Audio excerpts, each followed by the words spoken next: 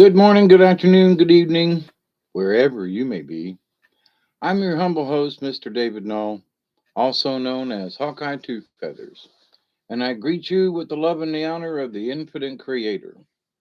And I continue to pray that each and every day, that each and every one of you will continue to learn how to accept and receive the knowledge, the healing, the wisdom, and the many blessings out there waiting on you in the universe. So, with that said, it is Wednesday at 1:48 in the morning.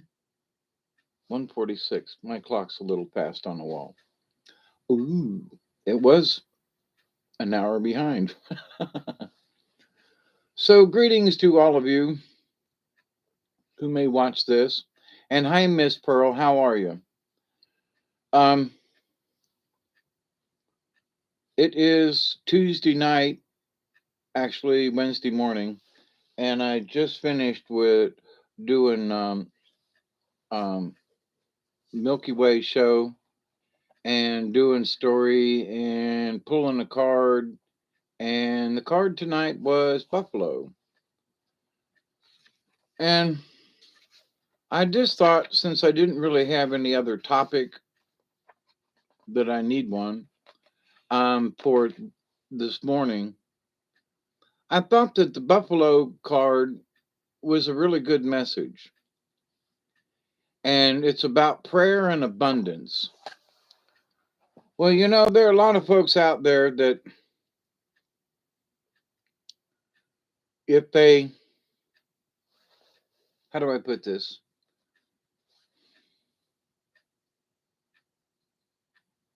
If they compare, there you go, that's a good word.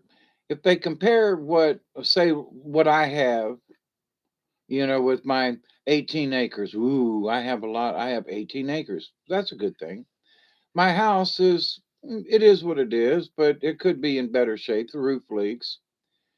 But, my whole place ain't worth but, less than $50,000.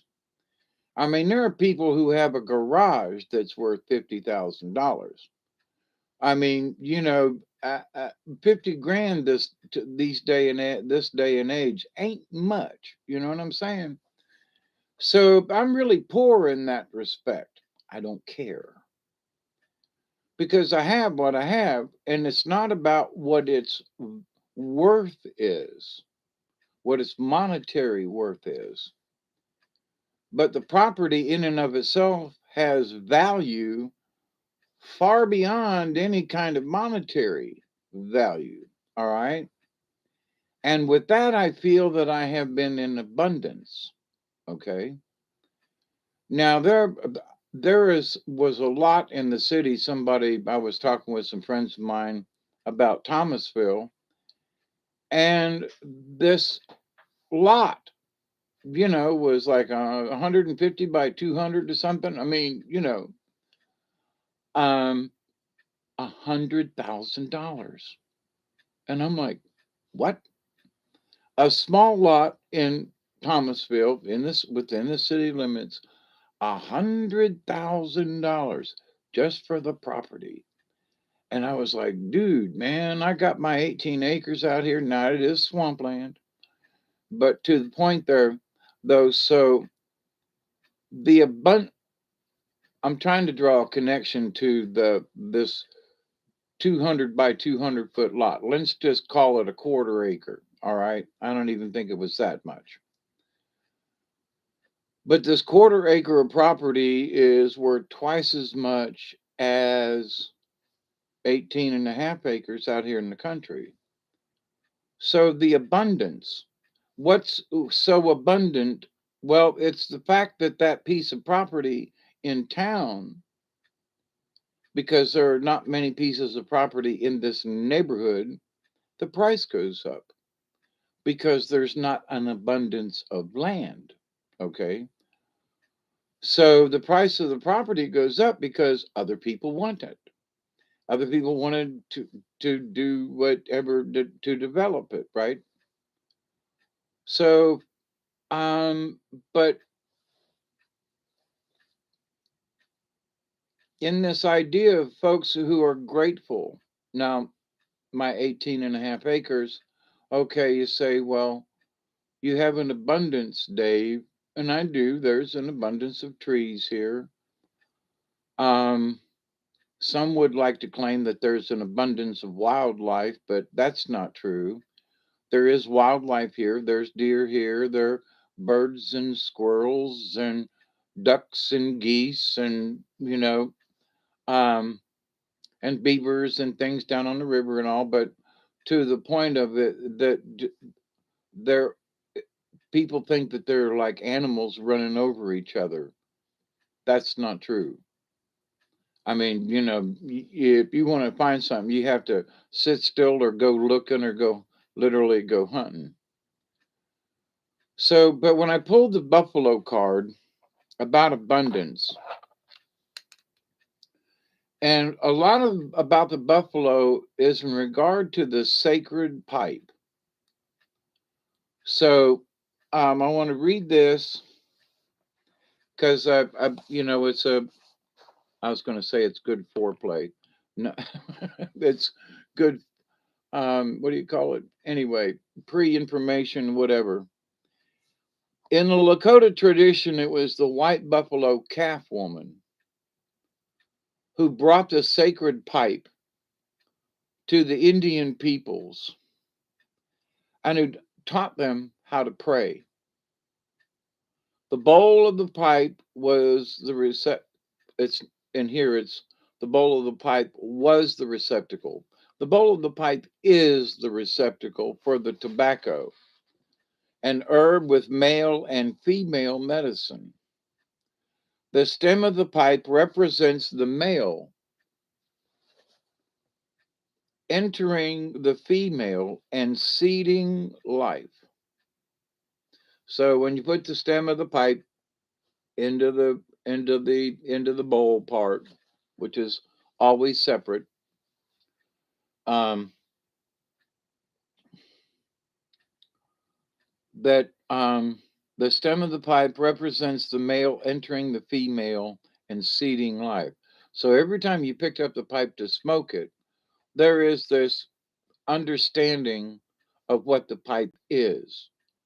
So folks who just like put something in it, light it up, and like no, there's much more to the smoking of the pipe. In the coming together of male and female, the connection to the divine energy of the Great Spirit was made. So the connection with the pipe, the stem into the pipe, but in smoking of it, so it's the coming together of the divine energy. Now this isn't supposed to be sexual, okay? It just isn't. As the pipe was loaded with tobacco, every family in nature was asked to enter into the pipe and share its medicine as prayer and praise to the heavens.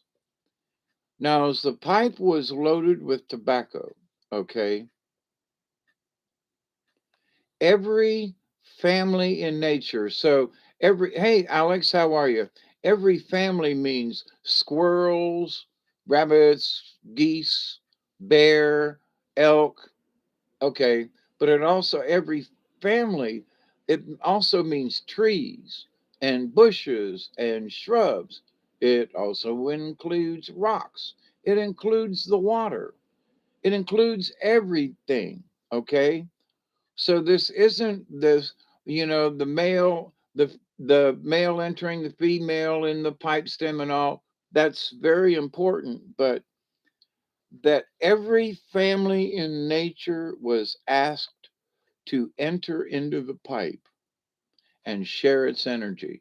So when you smoke the pipe, as you're smoking the pipe, you're asking all the rocks to join in and give their energy, all of the plant life to give its energy into the smoking of the pipe, all of the animals, all of the birds, all of the elements earth, wind, fire, and water. Earth, wind, fire. Yeah, okay. So you're asking everything in this prayer. And that Buffalo Cap woman brought the prayers to the people. Okay. So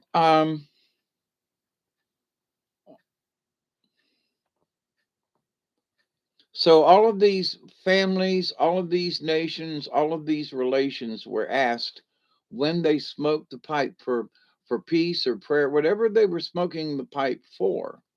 Okay, they asked all the elements and everything to join in with the smoke, and that the prayers of everything, it wasn't just the people in the room or sitting around sharing, right?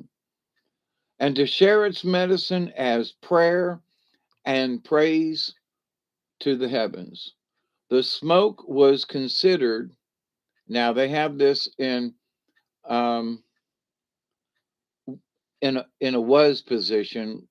No, the smoke is considered to be visual prayer and is considered to be very sacred and cleansing. So the people sitting around sharing a medicine pipe, a peace pipe, um, but so at your prayer, you're asking the prayer as you're drawing in the smoke, and as you blow it out, your wishes and prayers go up with the smoke. And so the smoke is visualizing these prayers going to Great Spirit. So you say, well, that's all fine and dandy. Listen, if you really get in tune with it, and as you draw in, you're thinking of all the animals, you're thinking of all of the different families of nature. And as you uh, um, allow the smoke to, leave you with your prayers that goes to the heavens. It's a if if you really believe it and understand it, it is absolutely very sacred. Okay. Now I'm reading from the Animal Cards book about buffalo. Okay, because that was the card I drew tonight, and I just thought I'd share it in more detail now. But all animals are sacred, but in many traditions, white buffalo is the most sacred. Hey, Chloe, how are you? And everybody else, Miss Pearl and Alex, and I know there's somebody hiding in the background. Hi, we love you. You ain't got to get in the chat. But all animals are sacred. The appearance of white buffalo is a sign that prayers are being heard, that the sacred pipe is being honored, and that the promises of prophecy are being fulfilled. White buffalo signals a time of abundance and plenty. Now, there are a lot of folks who that I know, they have plenty. In other words, they have food in the refrigerator. They have a car that's decent and gets them around. Hey, Miss Tracy. I mean, so, but to them, they don't have an abundance, which is like,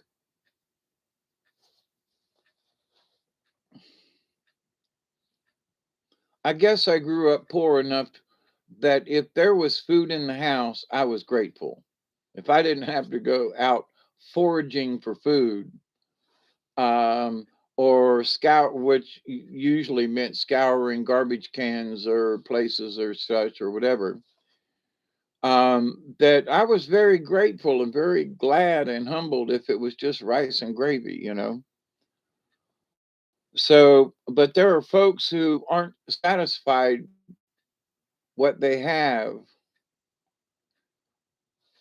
They don't seem to be grateful for the fact that at least minimums are met. Oh, well, what about all these other people with all this money? And what about all those rich people? And they should share.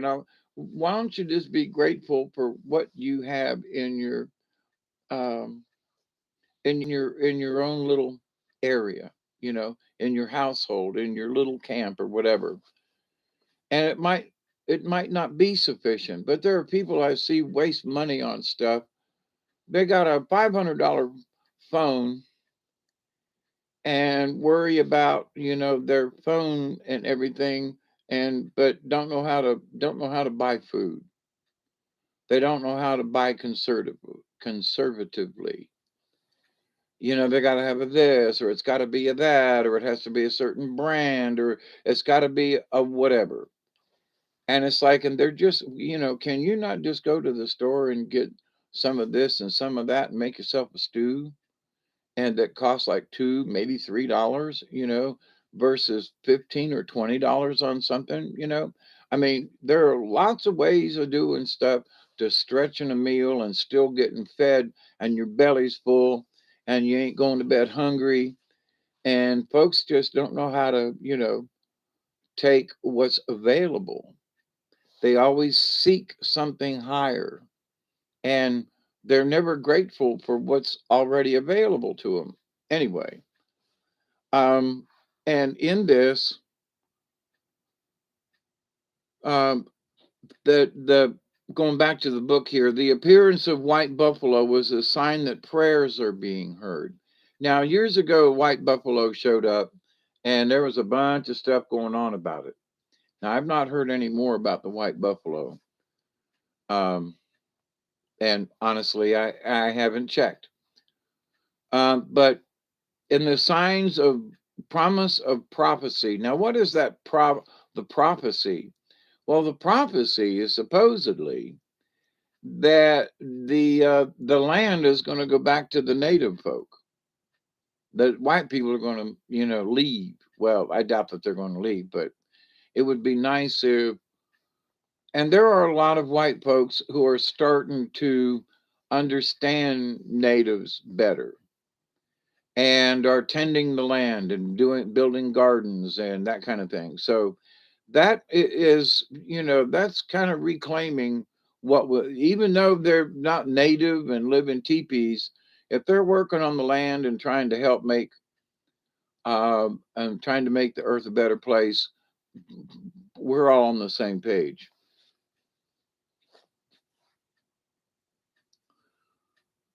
Buffalo was the major source of sustenance for the Plains Indians.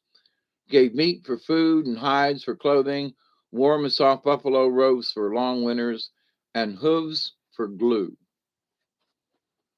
The medicine of buffalo is prayer, gratitude, and praise for that which has been received. So if your meal for today was just, beans and rice, be grateful. Now, for me, a plate of beans and rice could be like a really good meal, and I ain't worried about, well, somebody has something else or somebody, and I don't care because I happen to like beans and rice, not every day, but to the point. But so be grateful of that.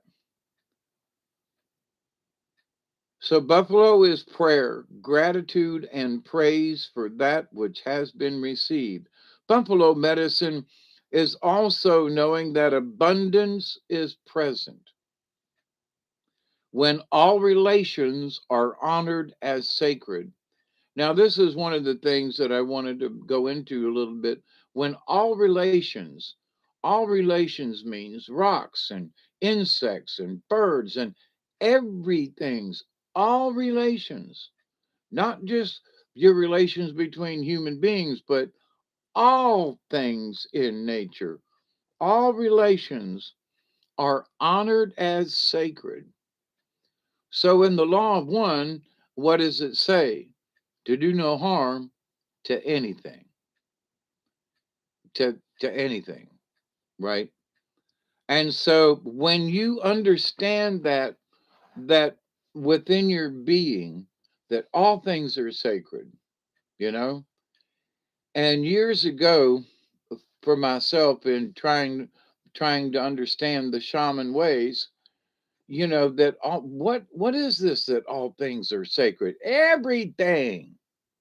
Well, what do you mean about this? It's sacred. Well, what about that? It's sacred.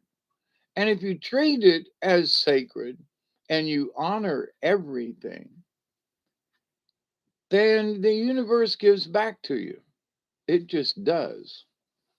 And so the abundance is, but you ain't gonna get it. Now there are people who have abundance and things, and I've heard some folks talking about, these rich people, they got a lot of money, but they're always worried about something. They're never happy, they're never satisfied. And but they live in a fine house, they have a two cars and a truck, they got a Winnebago or a trailer or something, they go off on vacations for a month at a time. I mean, these folks have got it, what one would consider they got it made. But these folks are not happy for some reason. They're always seeking something, even though monetarily they got it made, right? So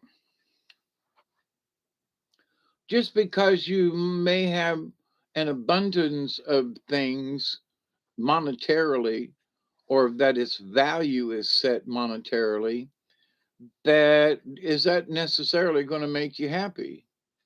Well, if you haven't honored all of your relations, then it might be that what you're missing, that's why you're not happy. So um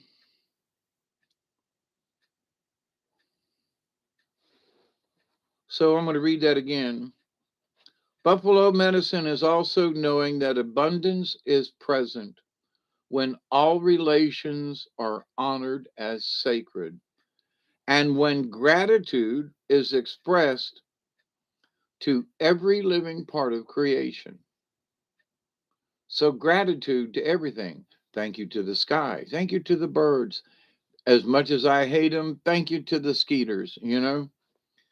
Because of its desire to give the gifts that its body provided, and because of its willingness to be used on earth for the highest good before entering the hunting grounds of the spirit, buffalo did not readily stampede and run from the hunters. So buffalo was a giver.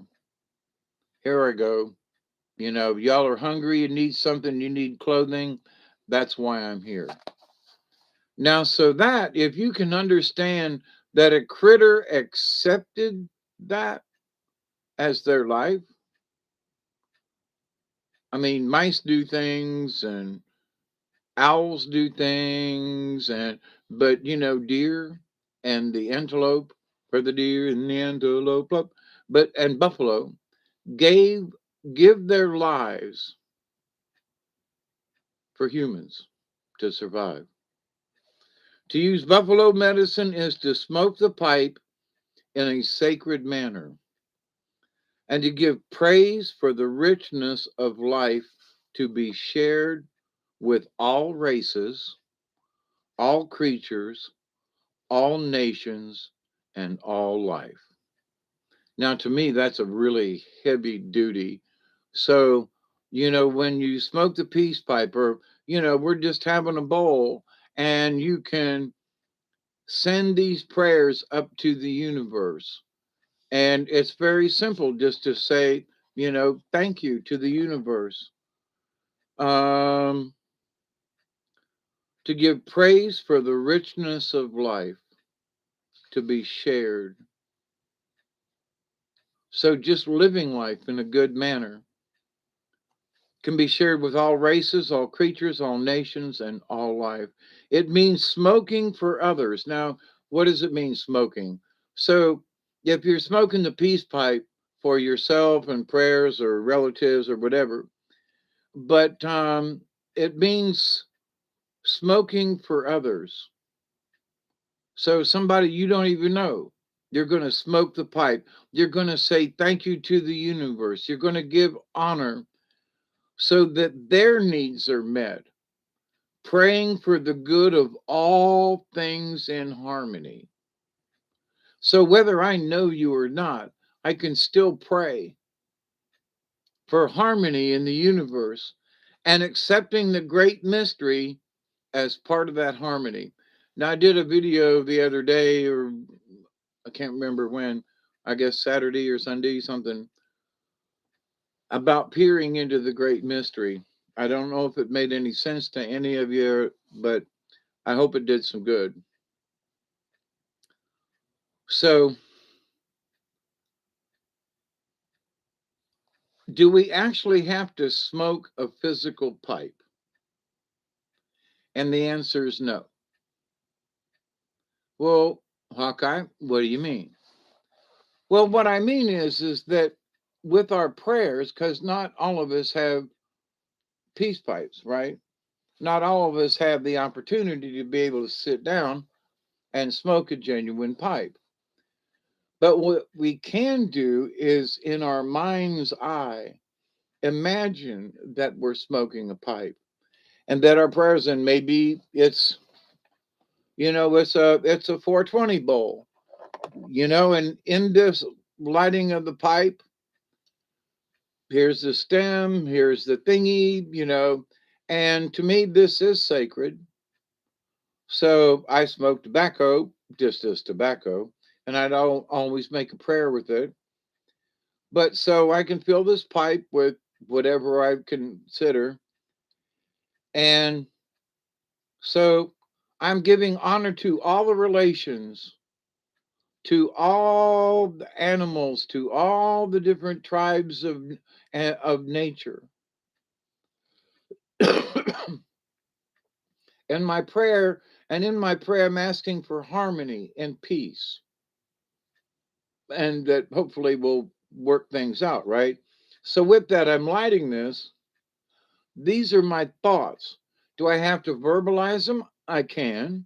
Hey, Steve.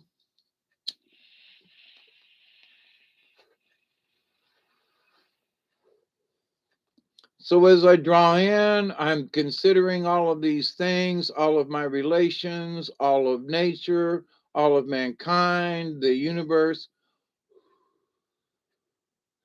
and releasing the energy and the thoughts and my prayers. The smoke is the visual of the prayers being going up to heaven. So do we have to make it a big deal? No, but if we use Oh, Steve, I got your letter, by the way. Thank you. Thank you. And I was able to pass some of it along, actually, who needed it yesterday. So that came in handy. But to the universe, though, so if we give praise, and it ain't like we got to go out in the yard and dance around and sing hallelujah, although if you want to, you can. But it's the fact that you give honor to the fact that you stop and think about it, the fact that you take the time. So it means smoking for others so that their needs are met, praying for the good of all things in harmony, and accepting the great mystery as part of that harmony. In other words, the universe. If we can harmonize with the universe, then we can pass these things along. And there's been way too much evidence that when a few people get together, their prayers are heard, that you can actually make a difference. So when you consider this, when you consider what Buffalo brings and this harmony and accepting the great mystery, but it's also in that.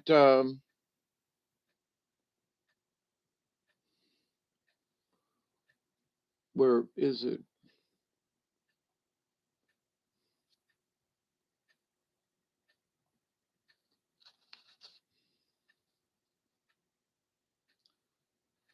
Oh,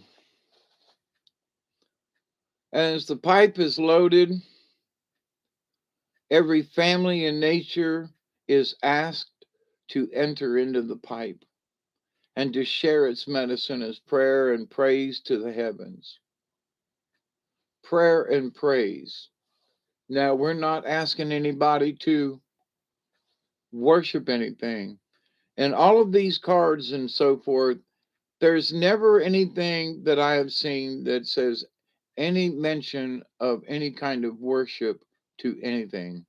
It's always to give honor and praise. Praise to the universe. So in this, buffalo medicine is prayer, gratitude, and praise for that which has been received.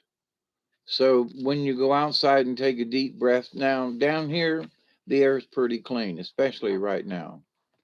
So you take in a deep breath and you say, thank you, Jesus, or however you want to do it. Thank you to the universe. Thank you to all my brothers and sisters and all of my relations. When you use that term, thank you to all of my relatives and to all of my relations. Now, when I say the prayers at the end of these videos, sometimes I forget to use that phrase, but I try to include it in so that everyone will accept and receive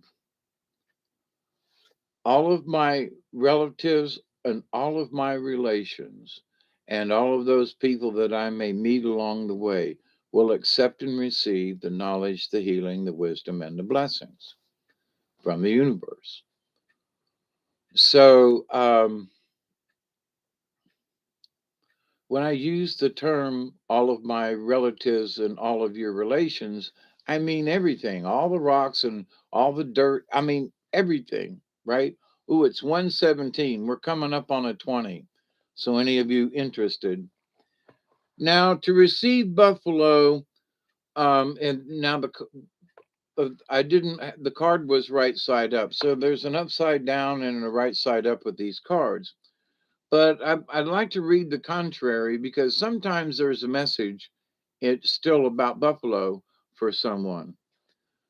So if it was upside down, so buffalo sometimes might remind you that you have forgotten to seek help when it's been needed. Now, there are folks out there like, well, I don't know, I don't want to bother somebody or whatever. But sometimes, you know, you need to ask because in the universe it's like, if I'm having a rough day, I'll sit here and I'll look up to the heavens and say, okay, gang, I need help today. I need help getting to town. I don't feel well. I'm really kind of draggy.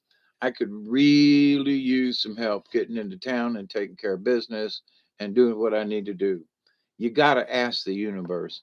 And I swear there are times when it's hard for me to walk and my legs hurt so bad and my back hurts and it's painful and I got to stop and I can just feel it's almost like somebody has grabbed their hand on my backside and my sacroiliac and grabbed a hold of my belt buckle and is holding me and my jeans up.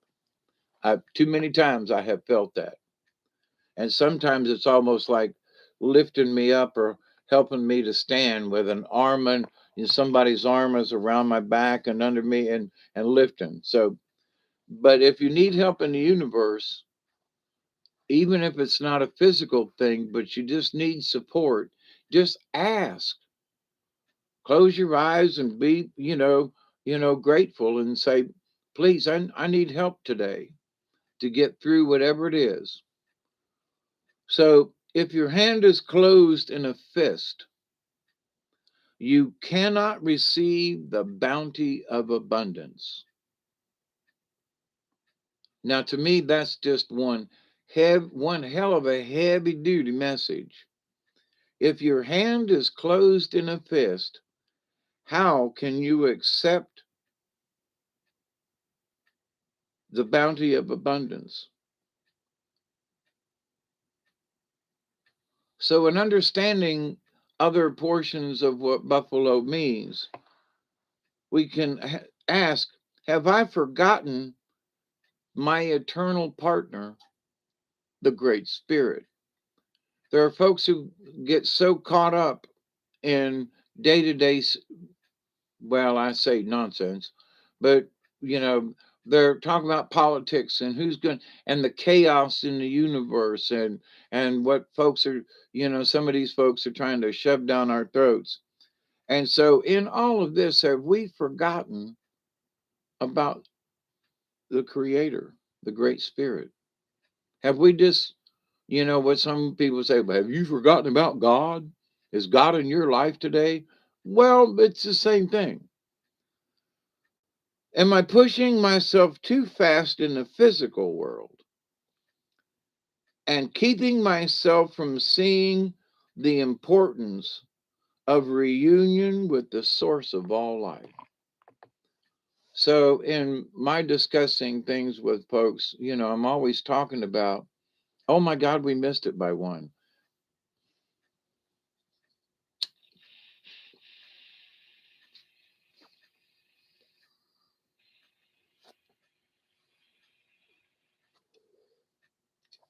Time is relative.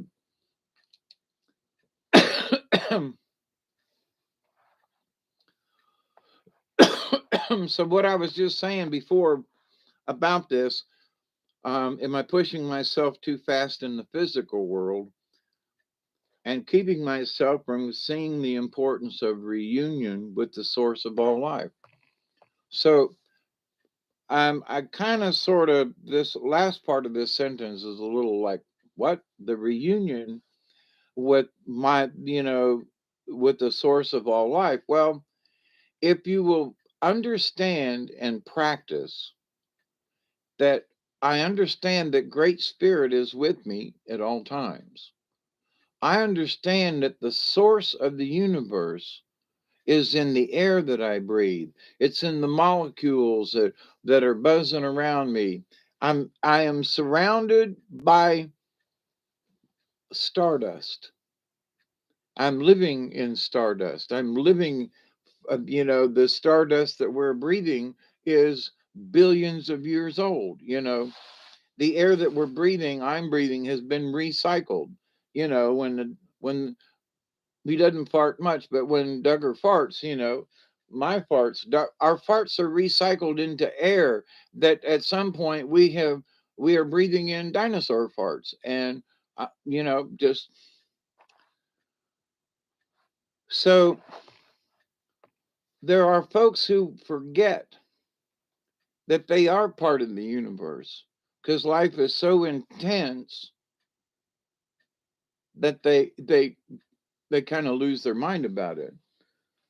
But if you just close your eyes and just don't forget, and whether you call it Jesus or God or Buddha or whatever, that, I still use the term thank you, Jesus, and I mean it, you know.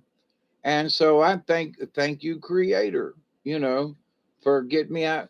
Thank you, to the whatever, for helping me get through the day. And some of these days here lately with all these medicines and stuff, they've been kind of rough on me. But I'm still grateful I'm here. Have I forgotten to honor the ways of others and to afford them the same respect that I wish to receive from myself? Now, living by myself, I this part is different for me. But when there were folks around and living with other people, and when I was visiting folks a lot and doing stuff, do you honor other people or is it always about me? Well, I didn't like what they cooked for dinner. Well, okay, then don't eat. So be ungrateful then, you know. Well, I don't like spinach. Well, okay, then don't eat the spinach.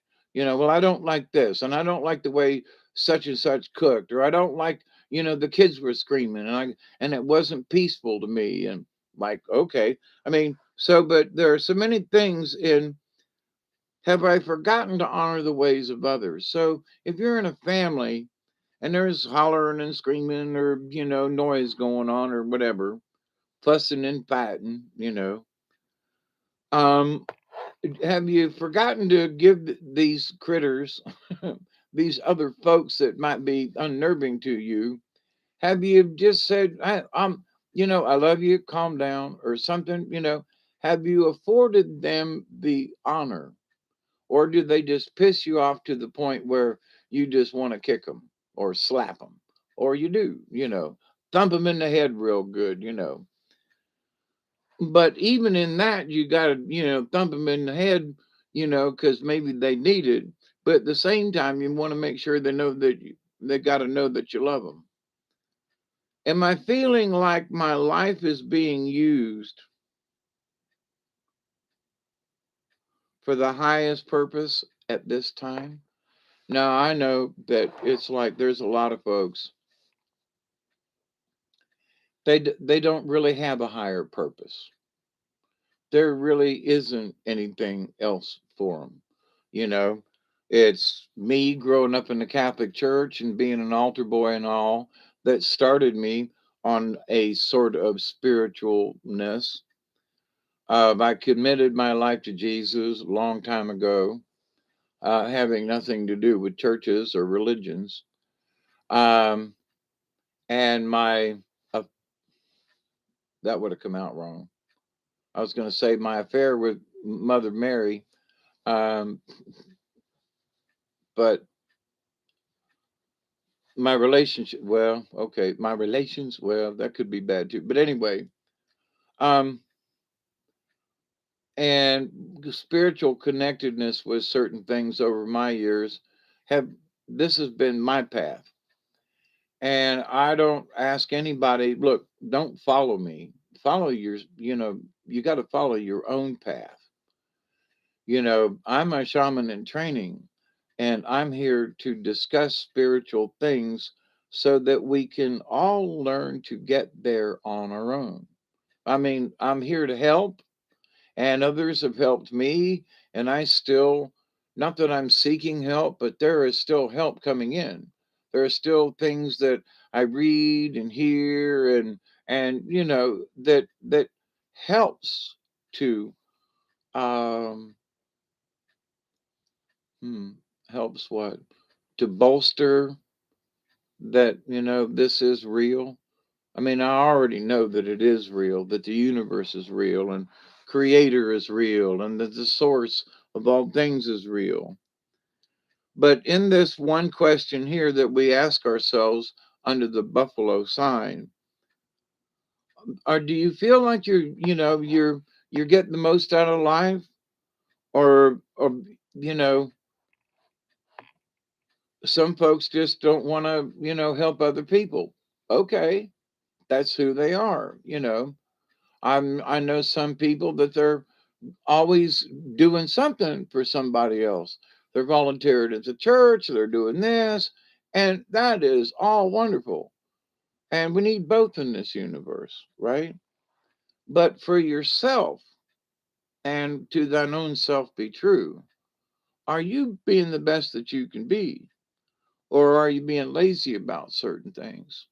And that you'd like to help out, but well, I don't want to be bothered. Well, blah, blah, blah, blah, blah. Well, but so that's sort of like hiding your talent under a bushel basket. So if the universe is kind of picking at you, that you feel guilty that you maybe should go in once a week and help at the old folks home, or go in and help. I used to go in back when I was in my 30s, late 30s, early 40s.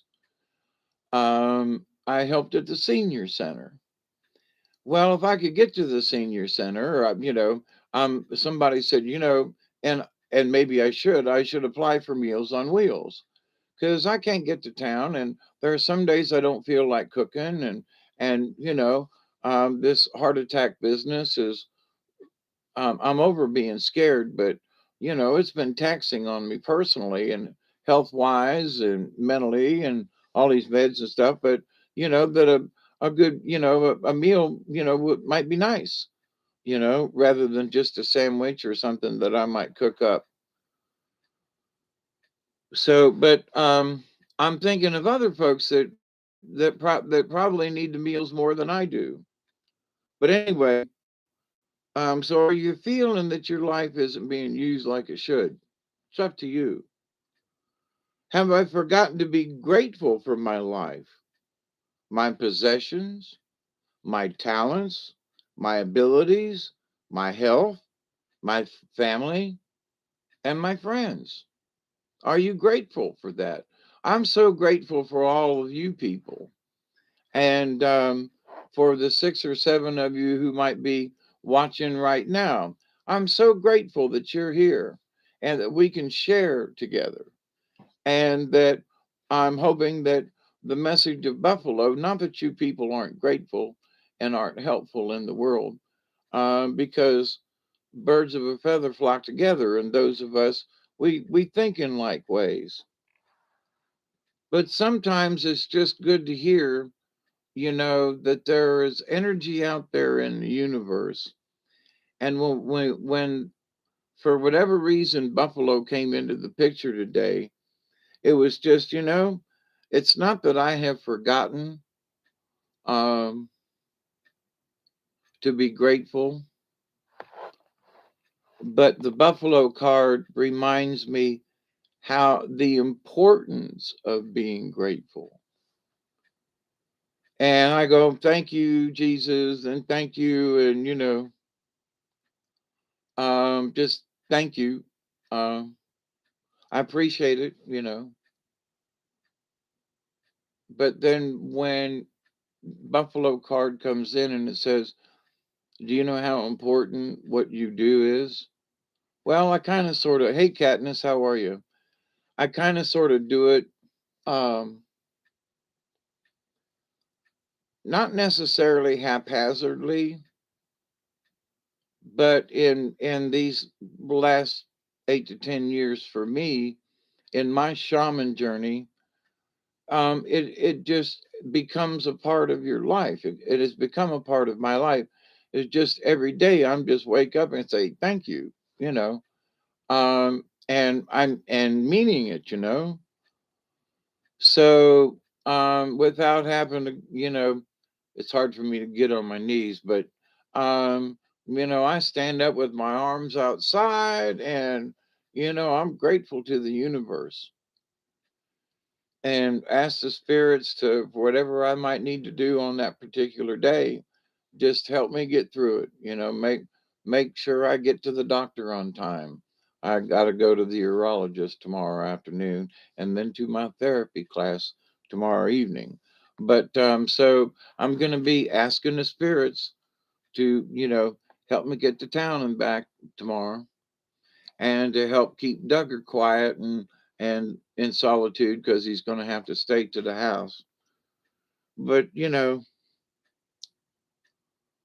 so in life, there's some folks who are just ho hum. Well, yeah, of course I'm grateful. Oh, really? Well, yeah, I appreciate what I have. Honestly, well, sure. Why wouldn't I? Yeah. Well, okay. Grumpy. You know, I've known quite a few grumpy people in my lifetime. And just, well, is your car okay? Yeah. Well, goddamn thing costs a fortune to run, and rah, rah. But you got it. You chose it. You're the one that. I know. I should be grateful, but rah, rah, rah, rah, rah. They're always bitching about something. Okay,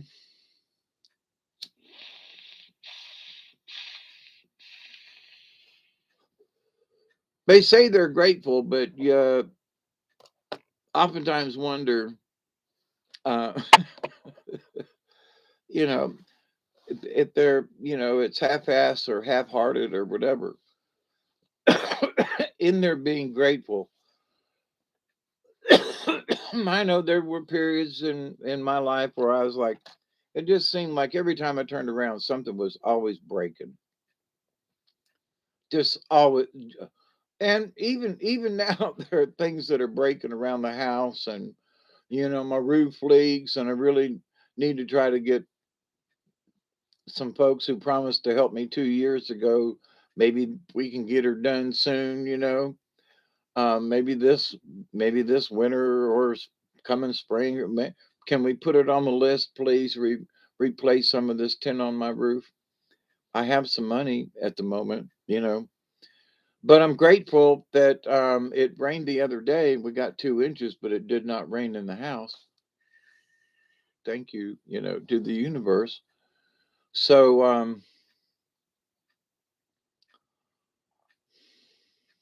and I'm very grateful that I still have a roof over my head. I mean, just in that respect as well. But so many folks is like, they their house is okay, but they wish they had something else, and then blah blah blah, and they wish, there's some folks that I know that are never happy with the color of a room. I mean, now it's one thing to paint your walls because I've done a lot of interior painting over my years. And so somebody wants their bedroom yellow. Yeah, I was able to send it on to somebody else who needed it. It was really interesting how that worked out, Steve. Just saying. Uh, you know, somebody needed help with something. I was able to throw it together along with, and was able to loan them and get them through what they need to do.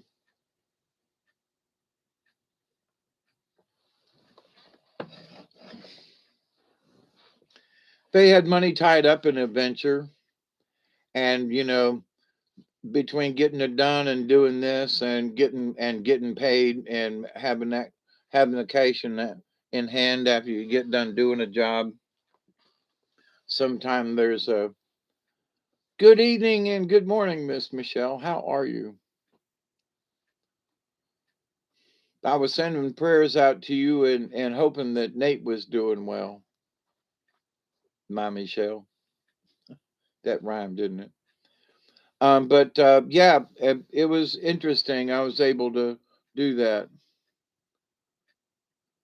Now with Buffalo, one of the things is there any conflict? Because one of the things that Buffalo is asking is to be in harmony with the universe. So, in this, if you got the card upside down, for example, is there disharmony with someone that it's time to make peace, or that possibly you've got some kind of inner conflict that you can use Buffalo medicine to help bring a calming and a peaceful and harmonizing end to whatever it is. So, but Buffalo card, whether it relates to you or not, but it could mean, for some people, like, I don't know, this Buffalo thing, and I'm all tore up inside. Well, maybe that's what Buffalo is. Your Buffalo could be upside down, and that there might be turmoil within folks, and that you may need to make peace with some inner conflict so that you may walk in balance again. So if, and some folks are, and I don't, there's a lot of stuff in this world right now that can make you feel out of balance. Okay. I mean, the cosmic energies and whatever. And, but just in general chaos of the rest of the world. And, there are so many people that are in chaos. It's trying to affect the rest of us, right? And in many instances it does. So it knocks us out of harmony very easily to some folks. And if you're in a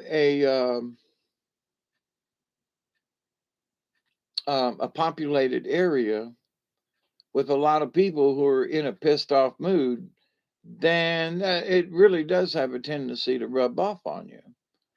So buffalo medicine says that you can ask the buffalo and the medicine it brings to help bring harmony.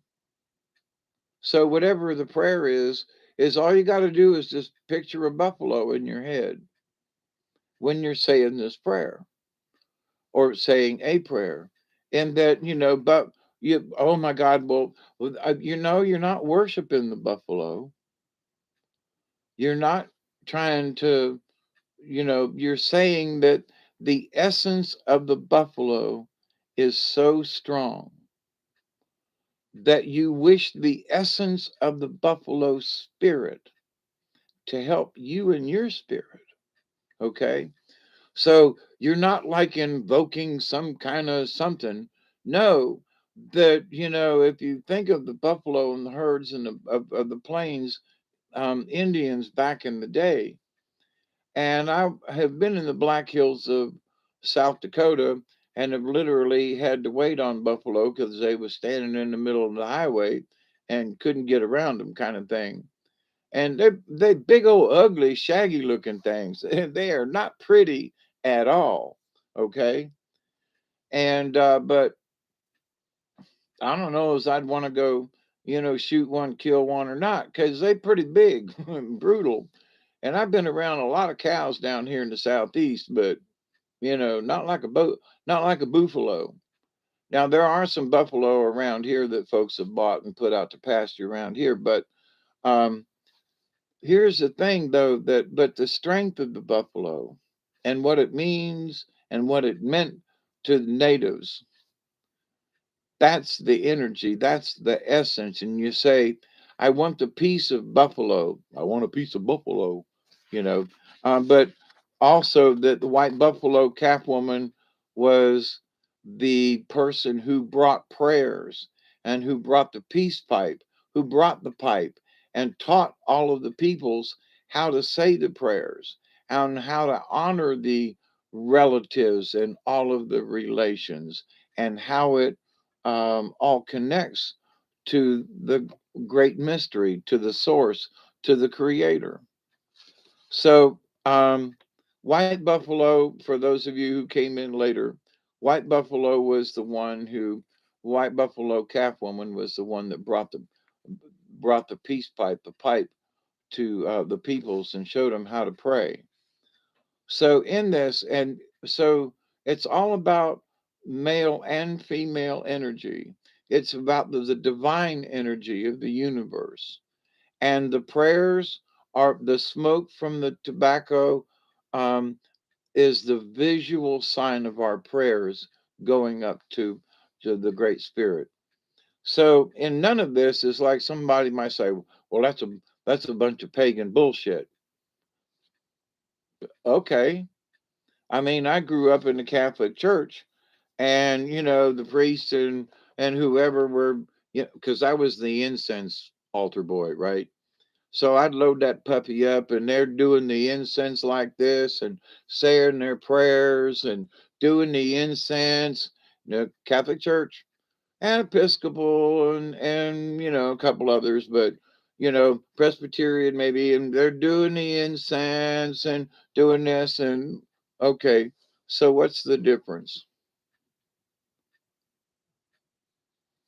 Catholics do it all the time, at least they used to, in their quote ceremonies. So the smoke of the incense, prayers are going up to heaven. Ain't that the same thing as like sitting and smoking a peace pipe? And with understanding that the pipe represents divine energy, both male and female. Where in the Catholic Church, I don't know, they kind of just, it's just obscure, right? So you might say, well, them native folks, that was just all some kind of pagan bullshit. I don't know. I don't know.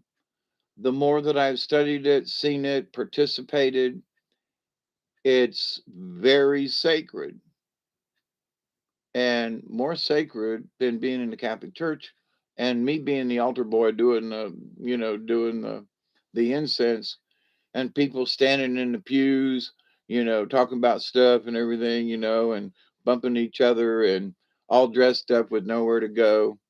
And in the eyes of God, they got their best Sunday clothes on, trying to make the people in the next pew see how good we are. We've got our shirts and ties, and all of our socks are clean. We've all got clean underwear on, and we're here to pray in church like the rest of y'all.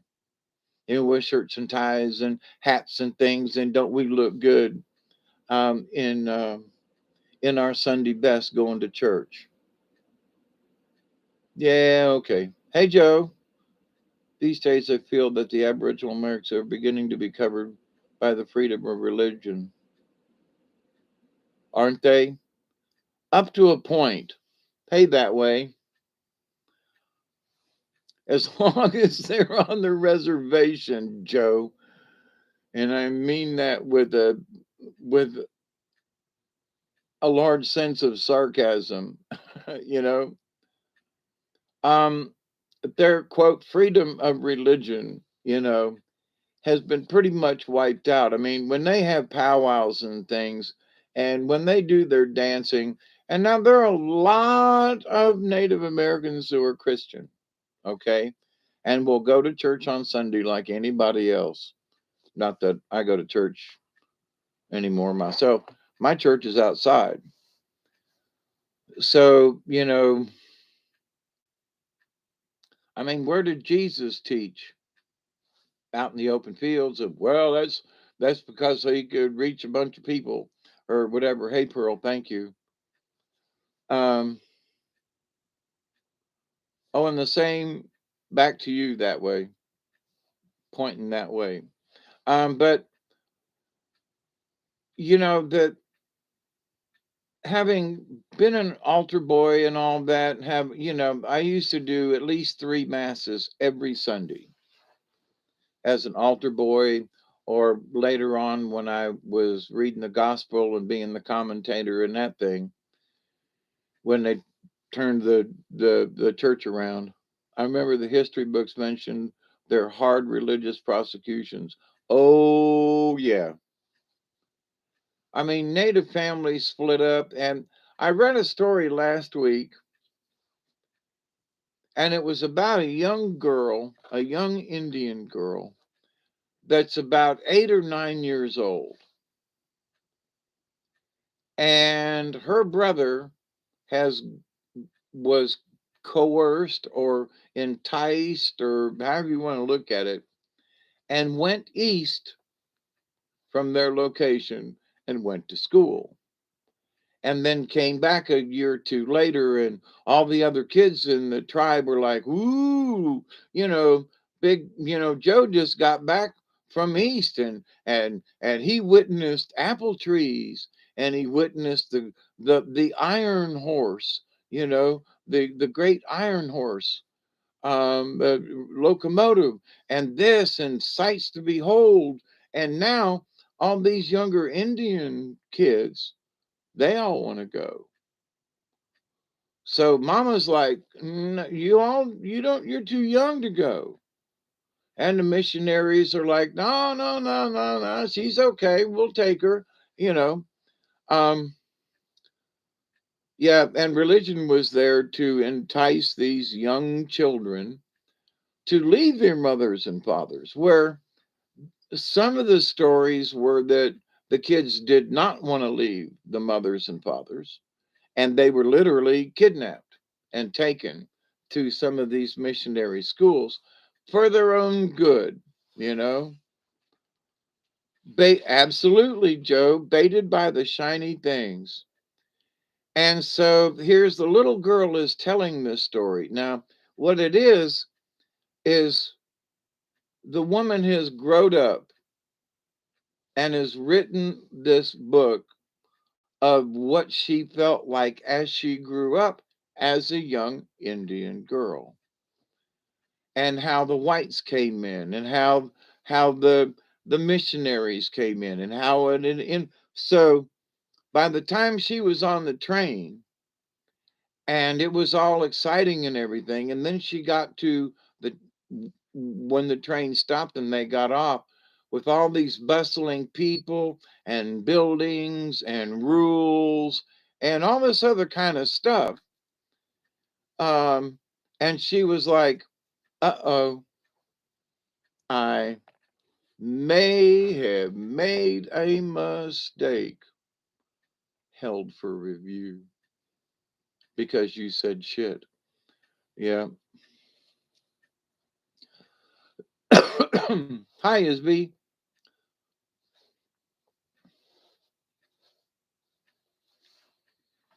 So, but anyway, but yeah, so they're shiny things, but in reading these stories and have listened and spoken to people over my years, um, and here's the mother who's like, nah, you really don't want to go.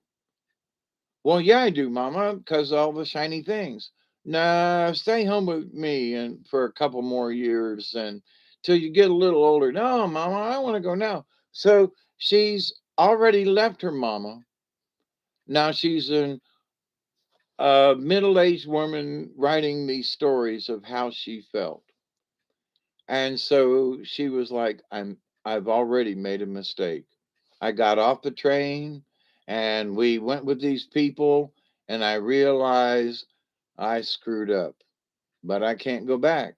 I have made this decision. Mama warned me. She warned me. Grandma, grandmother had come.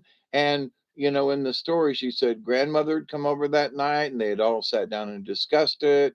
And that brother had come over and that the mother was against it, but she was because, you know, because brother had went to school and come back.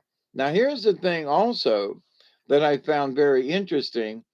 Her mother said, because the white man has taken so much Indian land, in order to repay the Indian, which is, as the saying was, who was, in order to repay the Indian who was due much, that they were willing to give free education to the native children.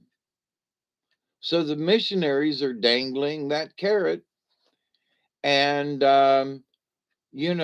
but the mother had this feeling like, I don't want my child to go. I don't want him to go because of the dangly things. But the whites have screwed us over so bad that they have actually um, decided to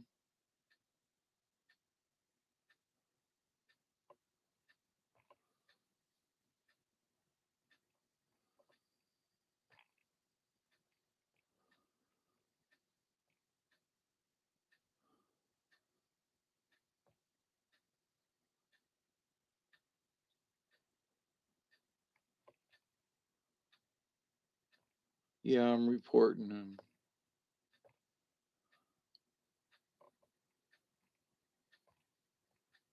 Doodly doo.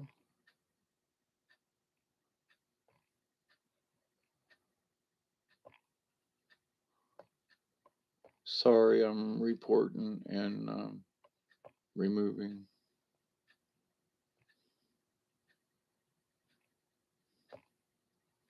Okay, they all gone.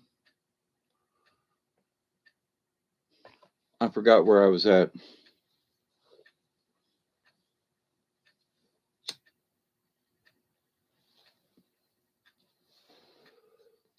But anyway, I can't stay up too late tonight because I've got I've got doctor's appointment and therapy tomorrow. Actually, today and a few hours later on. But having pulled the Buffalo card and about how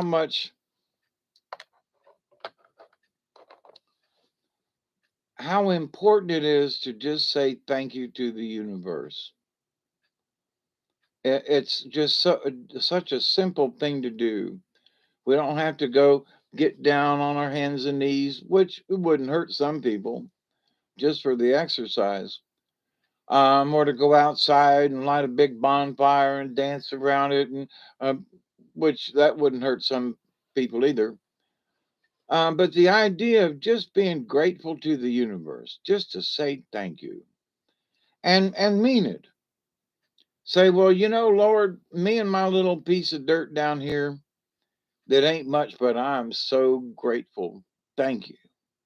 That I'm still healthy enough to be able to stand up and walk around on it. I had to chase Duggar up the top of the driveway tonight in between shows. I'm grateful that when it rained, this part of the roof didn't leak this time, knock on wood. I'm grateful that when the sun's out, my passive solar design helps heat the house.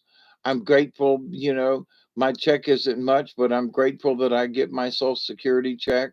I'm grateful that it comes in on time. I'm grateful that the checks don't bounce. I'm grateful that I'm able to buy the foods that I like, and I'm grateful for the doctors who have helped to teach me about vitamin D and how important it is for our kidneys and for the rest of our health. I'm so grateful. I'm just so grateful for so many things. Now, I don't know about y'all, because y'all got your own stuff in your life to be grateful for or to be pissed off about or, have an attitude against or whatever the condition may be. But in general, even if but there's a lot of stuff that I could bitch about. I- It's just not worth it. And you know, 10 years ago, 15 years ago, all I did was worry. There's a lot of time I worried in my lifetime that was just spent worrying, giving me ulcers and wasting my energy. And so I didn't have much then. I don't have a whole lot now, and I'm not bitching. It's just the fact. But I'm grateful, very grateful for what I have and what I've been able to save and purchase and tools and things and stuff like that. I'm grateful that my truck's running okay right now. I'm just so grateful.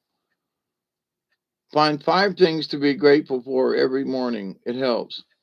Oh man, my list is my grateful list is so long that way, you know. But I understand what you mean. But they're for I say all you younger folk out there, Steve included, but I'm teasing about Steve.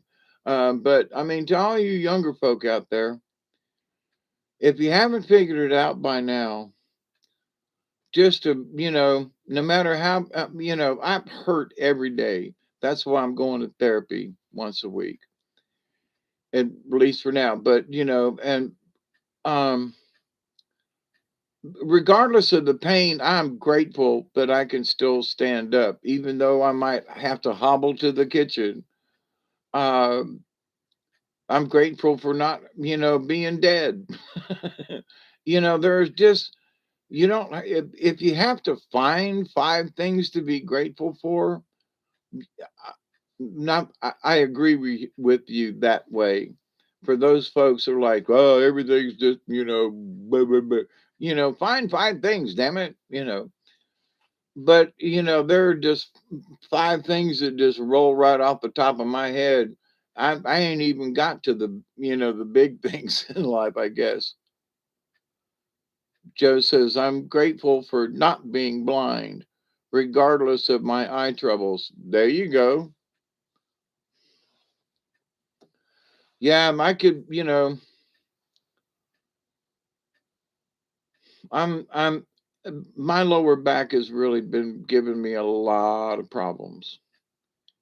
But I'm going to the doctor and doing the therapy, and I'm hoping that they will do some of this lower back surgery that has become so popular and so non-invasive that could help relieve some of this constant back pain that I'm having due to my spine.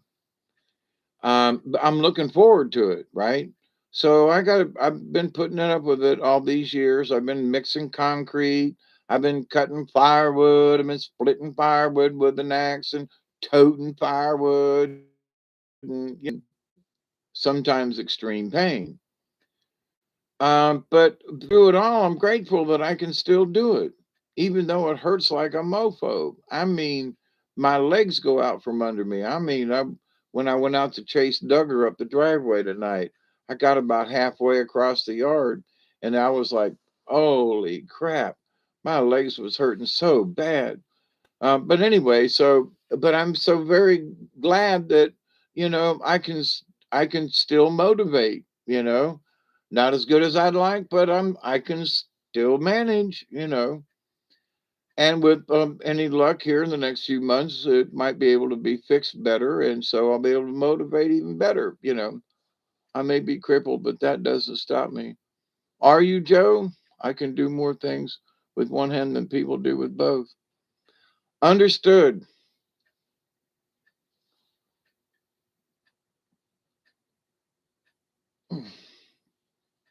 Ouch.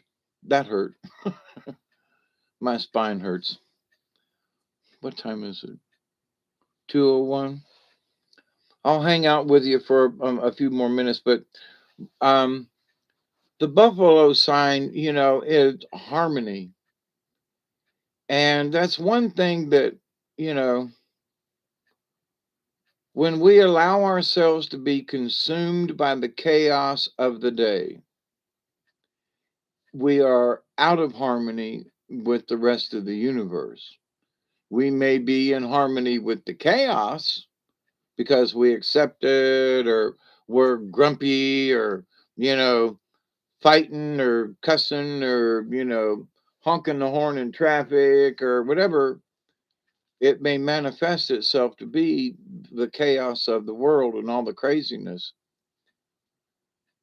Just be that the observer, you know. I'm keeping an eye on so many different things, and from one end to the other, it's like there is so much craziness in between. But I gotta say, there are some people, how do I put this? They may not be talking common sense,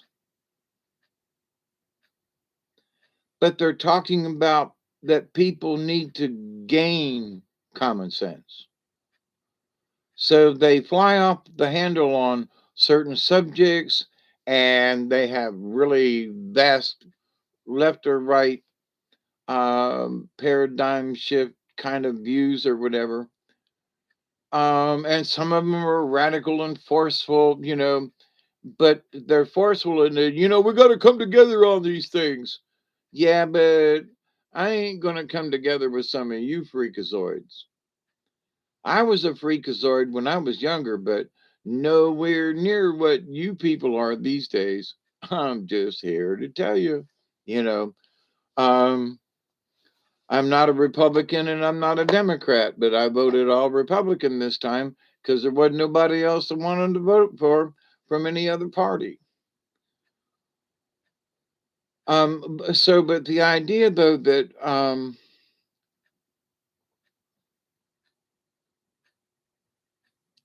the chaos in the world wants to have us swing this way, or have us swing this way, or we got to think about this like that way, or whatever.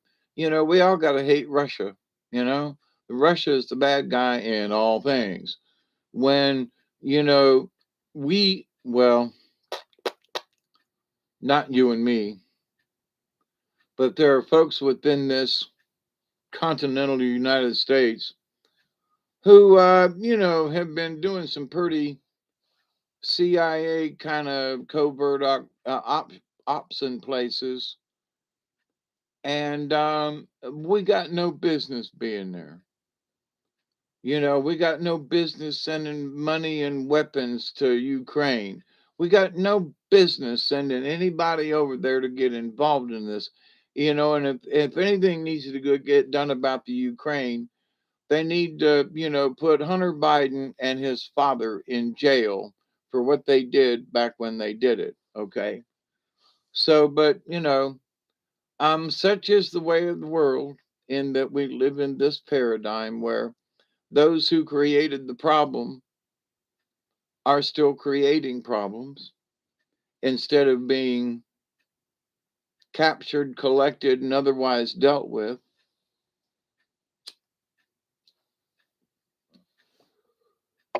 So, several years ago, I was so livid and upset.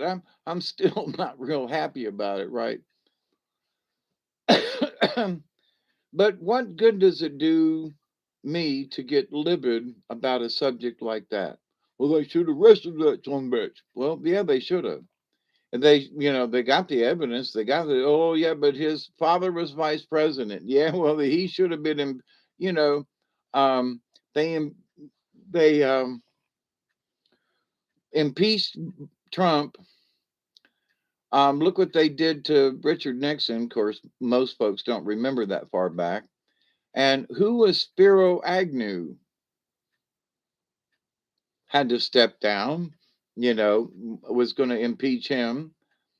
And Gerald Ford took over as the vice president, who then became the president after Nixon resigned. So, there have been a lot of folks in politics and stuff over the many years. A lot of them have been forgotten because younger folks don't know history, and some of the history's been obfuscated. But if you think times are bad now, you should have been around the times back when Nixon was and Watergate. Holy mackerel. Talk about some strange times at Ridgemont High. You know what I mean? I'm bothered by minor and woke culture. I sat down to watch a new Transformer cartoon, but the show was ruined by gender identity. Oh, yeah. And I was watching a Teenage Mutant Ninja Turtle, right? Cartoon, right? Just listening and just trying to be oblivious. And I'm noticing that in the earlier versions of Teenage, um,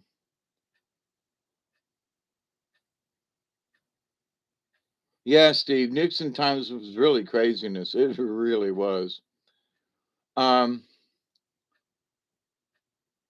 that the character uh, O'Neill, anyway, there's a girl that comes in, right? And helps him out. Well, she was white to begin with, okay? Just white girl from the neighborhood of New York City where the turtles are from.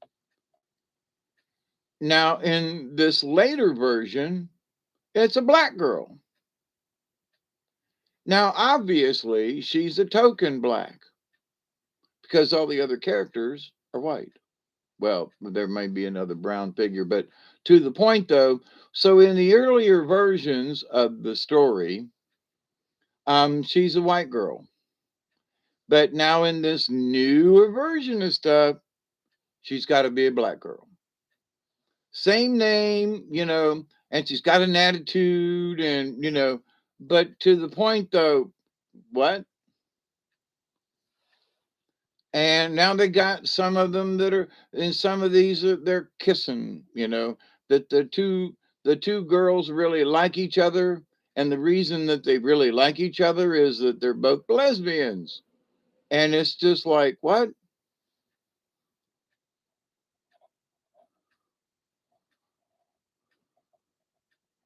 Yeah, same race thing with the I don't care, but they're it's like oh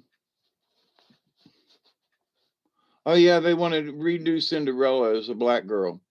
I mean, I'm sorry, in medieval England and back then there were very few black girls. I'm just saying, so Little Red Riding Hood is now, she's not Scandinavian, Lord have mercy. And the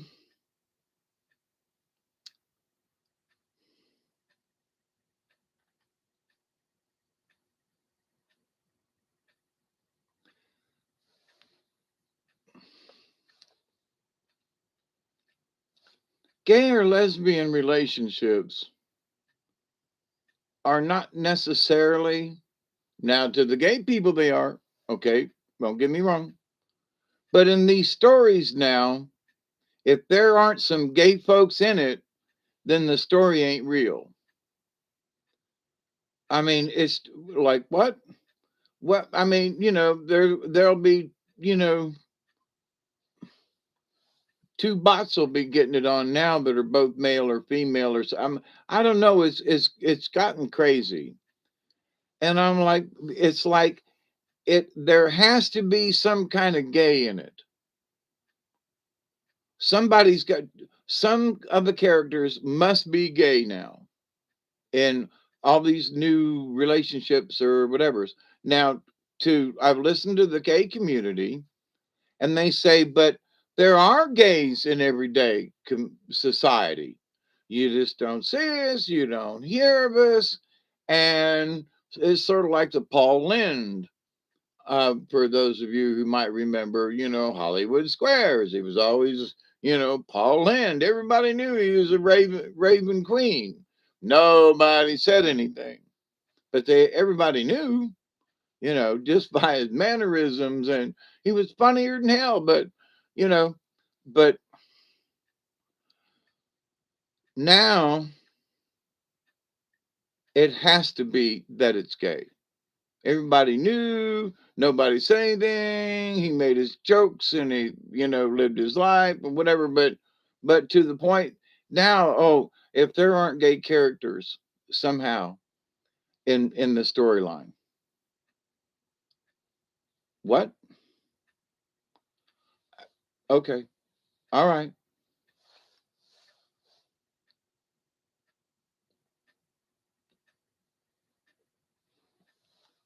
I'm not gay. Lived around a lot of I have gay relatives. I've been around a lot of gay people in my lifetime. I still don't see why they have to have gay characters. That's all. Well, without gay characters in a cartoon or in a storyline, well, then it's not representative of the population. Okay, then I would just ask this simple question: what percentage of the population are gay or lesbian? I don't know, but so they're not the majority, okay? So they are a minority. So, but the minority must be seen because that's the way it's supposed to work, right? I mean, all right. I really don't care. Sometimes I just shake my head and go, all right, let's see where this goes. You know what I mean? Where are they going with these two characters? What's the deal with this? I mean, the new Star Trek, they got two guys, and then there's the one of the engineer is a lesbian girl, and there's somebody else. I mean, it's just like what?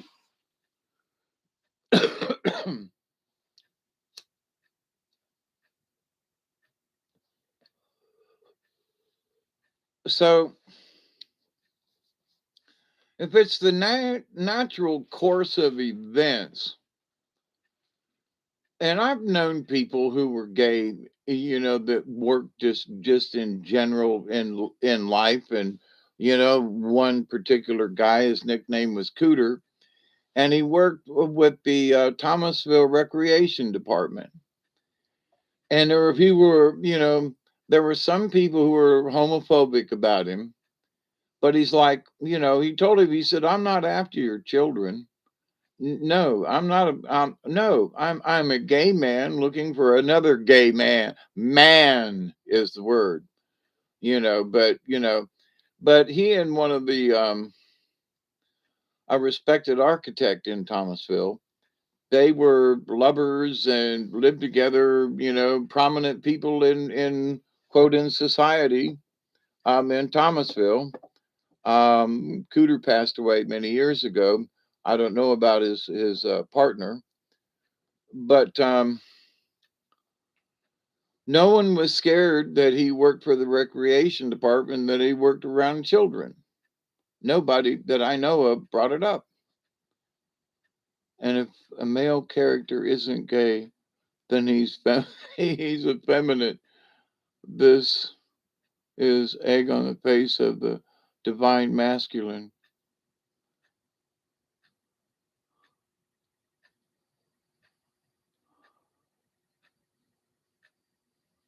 Oh, you're talking about Liberace. Yeah. Oh my God. Liberace. And nobody said a word about him back in the day, you know. And Gomer Pyle, you know. I mean, he wasn't gay to the world, but everybody knew that he was effeminate, you know. And golly, you know. And somebody who wasn't gay was Tiny Tim. But anyway, a lot of people thought he was, but he wasn't. But he had a lovely, Tiny Tim had a lovely voice.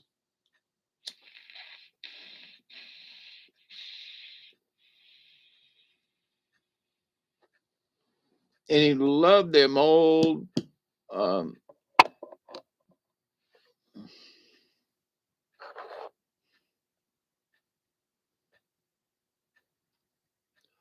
I agree with you, Joe. That's been my, I've been a, I've been approached by so many gay men in my lifetime and not even trying. I mean, you know, and they all said, well, we just like your ass. You know, you got a nice ass. But the idea though, that somehow that, you know, if you're gay, just don't try to push it on me. That's all. Period. That's all. But in this life though, something, Joe, we got to understand. And I was, when I dove into this a couple of months back. I think it was just before my heart attack, and it was something about a gay thing, and I think it was about the gay law in Florida and this and that. And anyway, I went down this little gay dive as to how some people thought about some of this stuff from their point of view. And so one of the folks that I watch almost daily is Dave Rubin and the Rubin Report. And he is a gay man. And they have adopted two children, him and his partner. Um, you know, and how he and his partners and folks in who are gay don't like what's going on in the gay community. They're shunning it. And a lot of folks are like, we don't want this stuff. We don't want to dress up crazy. And those folks who have to be in the gay pride parade are of the minority of us gay people. And so I'm like, wow, isn't that interesting? So anyway, I took this nosedive into this as to how the gay community looks at some of this. So they were talking about gay stuff in Disney, right? And transgender stuff and this and that. There are so many people in the industry who are gay and trans in some way that it's natural for them to include it. Wait a minute. What? Well, because there are so many. Now I'm having been in theater. Not everybody in theater was gay or lesbian. That's just the way it is. But in a lot of, you know, the bigger theaters in New York and stuff, the dancers and some of the singers and stuff, they are gay. Um, many of the men are, and some of the women too. But in the chorus dances and all. But so somehow they feel like if just because you all are a part of this corporation, corporations, then therefore, you know, it's like I quit watching Family Guy because it was just it. No, it was vulgar. There's, you know, the little guy Stewie and the dog and no, it got to be way too vulgar and way too gay. Everything was this and him being prissy and I'm sorry. I gave up watching Family Guy a long time ago. And there are some of and there was some of the stuff that's in The Simpsons. And it's not like I'm a prude. That ain't it.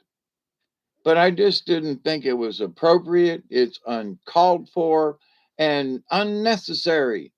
Just unnecessary for part of the script or whatever. I mean, it just like some of the Stewie and stuff are just unnecessary, in my humble opinion.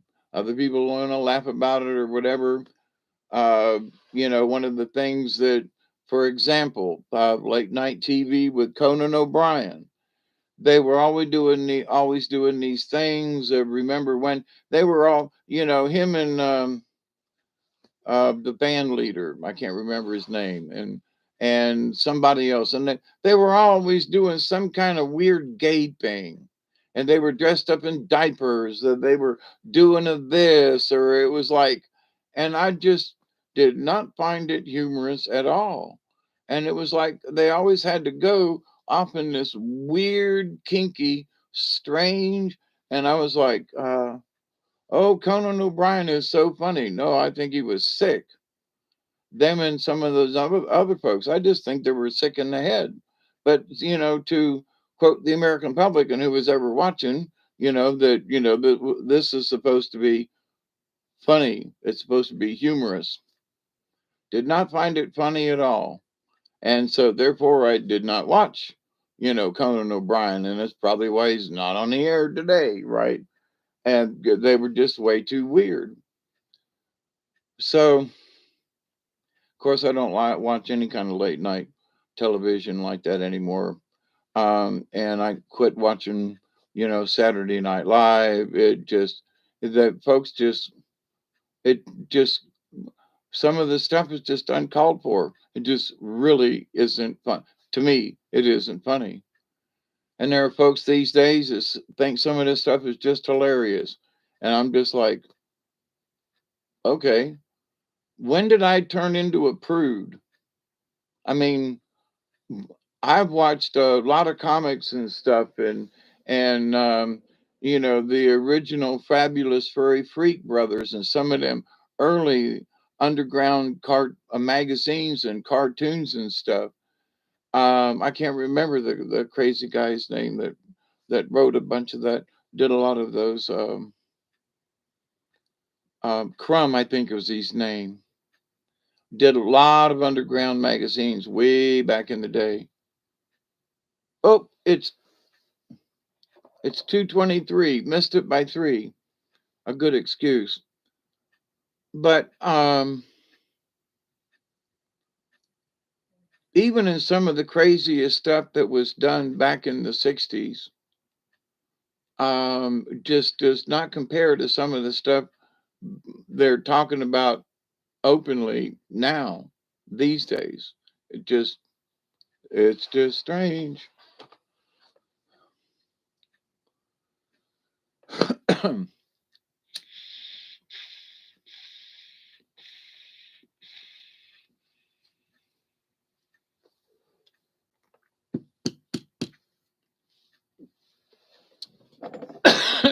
Granny would be turning in her grave.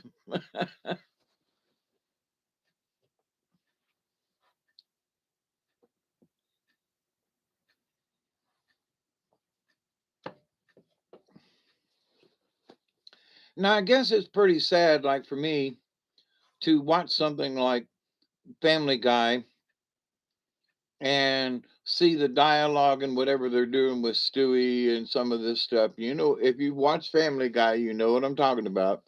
I don't have to, bring up a particular episode because they are too numerous to mention.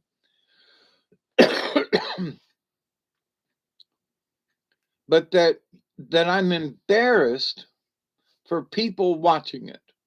I'm embarrassed for children who are sitting with their parents watching this. I'm embarrassed, like hold my head like I can't believe Easter just said that. And I'm embarrassed and kind of shamed in a way in that you all put this on public television. I mean, all right, put it on the adult cartoon show. Okay? But to just put it over the air for and to assume that it's okay for little kids to watch,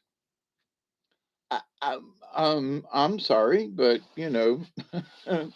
can we talk here? Do you want your 10 or 12-year-old to be listening to what Stewie's saying? Or your 8-year-old or 5-year-old who can repeat shit without knowing what they're talking about? Do you I mean,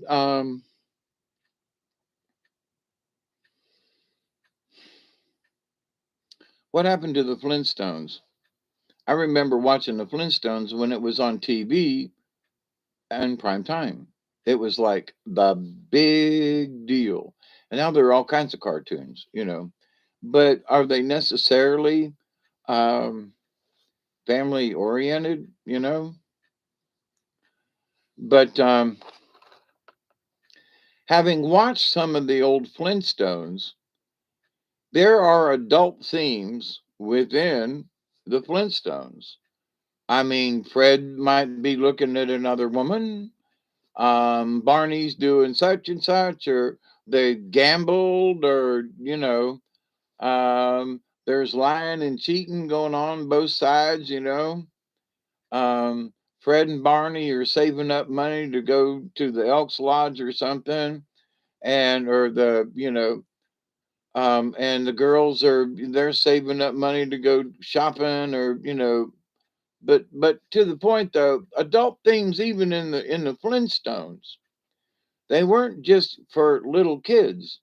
And having uh, been a fan of the Flintstones back in the day, um, and on Tubi you can watch. I don't know. There's a bunch of Flintstones in a row, and I was like, I watched a bunch of them in a row one day, being bored, and I thought, wow, there's some adult stuff in this. And no wonder they could put it in primetime TV back when I was a kid and get by with it. But somehow it's not so adult that it's offensive. And I thought to myself, as a child, listening to my parents and other kids' parents, some of the conversations about going bowling, because my parents bowled, and my friends' parents, they bowled, and they bowled in the league with my parents, and they other parents bowled in the league, and so bowling was in there. So the Fred and Barney and the bowling thing, is like, I got that. And of course my pops played golf, and us kids were invited to go if I wanted to go play with pops. I could go. Mom just didn't like the sport, so that was that. But as far as Fred and Wilma went, and Barney and Betty went, the girls did girls things, and it was okay. The boys did the boys things, and it was okay. In my household, that's the way it was. You know, Bessie went out with Aunt Shirley and a couple of the girls, and it was okay. Pops went out and played golf, and he had a couple of beers with the guys at the clubhouse when they got done. That was okay. Pops always came home, you know. So, and never drunk, he always came home.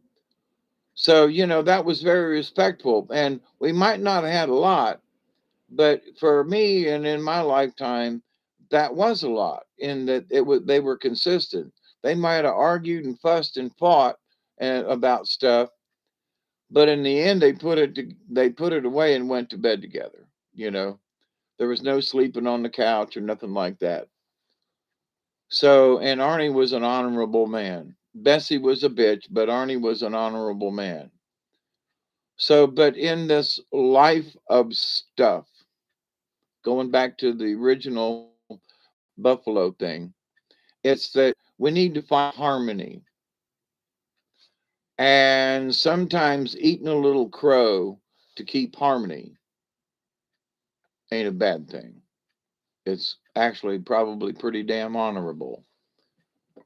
In other words, if you know somebody's absolutely dead wrong, but to stop the argument, you just say, okay, and just drop it.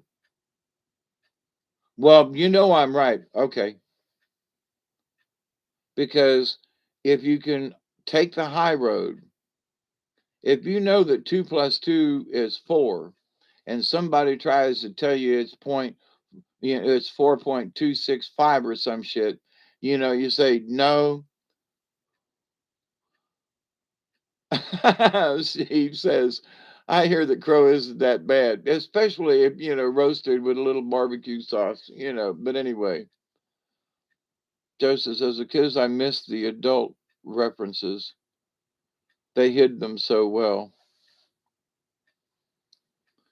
We were children that were seen, we were to be seen and not heard.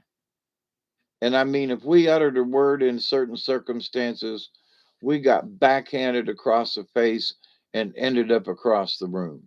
You know, there was no bullshit. You know, and it was mostly from that wicked witch, Bessie.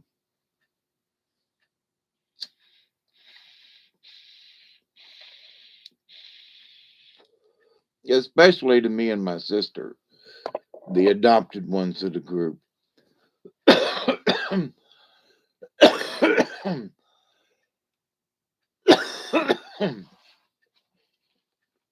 And I learned from the best because my pops was a sure enough middle of the road Virgo. Well, September 19th, and the cusp is the 23rd or 22nd. So I guess he was leaning more towards Libra. But me being born on right after it, just barely a Libra, but I've always considered myself a full blown Libra. But met some other Libra that I like. You're a Libra, really? You know, mind you. But anyway, where's this balance act? Where's this? How come you guys got this holier than thou attitude? And some people have said, you Libra, you all have this holier than thou. And it's like, that was one of the things when I started this channel. I was like, nah, I can't do that. I got to be humble. Now, there are some things that I know to be true, and that's that. And you can argue, but what I know to be true in my heart of things, and that I know that the creator exists and that we're part of the universe and that we can all live in harmony, whether the world is in harmony or not, we can live in harmony. You know, we of this group. Same way with me, I was told to stay quiet and obey or get the belt from dad. Yep. And the belt buckle hurt. I'm telling you. For those of you who never got a whooping with a belt, that belt buckle was, kind of sort of flying loose. Lord have mercy. And switches, if they said, go get me a switch, oh Lord Jesus, please. You know, getting slapped across the face was just, as a child, um, there I had a pretty quick mouth, but I wasn't dirty. But I'm sure learned how to be sarcastic, and I was sort of a Don Rickles in a way. Okay, I mean, like seriously, and some of my lines were funny as hell, as you could probably tell from me chatting with you all over the years. But in that, as a child, and but I never with the all the children and young adults that I have been around and taught, and you know, uh, my second, third wife's children, there was very few times when I would like pop them in the mouth, and it was a pop. It's like, they literally say a nasty word. And Shane was, and when he was 6 or 7, he was spouting off, "Son of a bitch," and "fuck you," and this and that, And no, no, no, I'm sorry, you're going to get your mouth popped for that one. But I never slapped him in the face. I never saw any reason to slap a child, boy or girl, for even though some of them said some pretty raunchy or nasty things, they, are really out of place. Um, I never saw, for as many times as I got slapped in the face, there's, I to this day, I still don't get it. Of course, that's probably when my brain's a little rattled.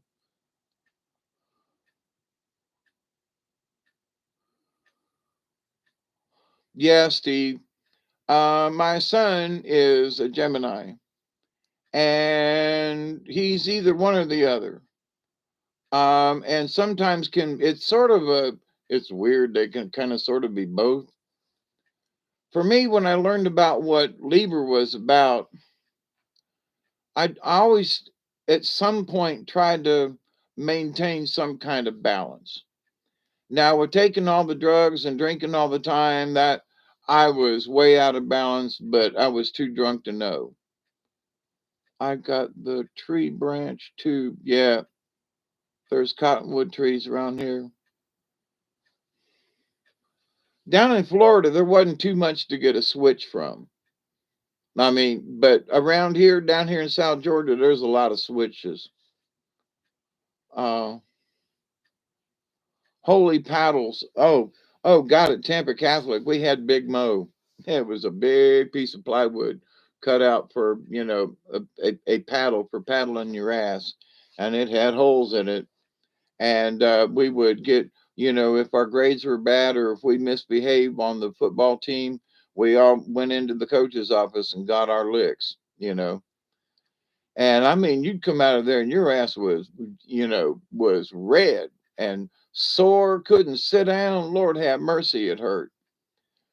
But in staying on track with Buffalo, even though we misbehaved, it was a way of, even though you got your licks, it was sort of a way of doing penance, or like, yeah, okay, I was out of line and I got my punishment for it, and now we're good, which meant that the score was settled.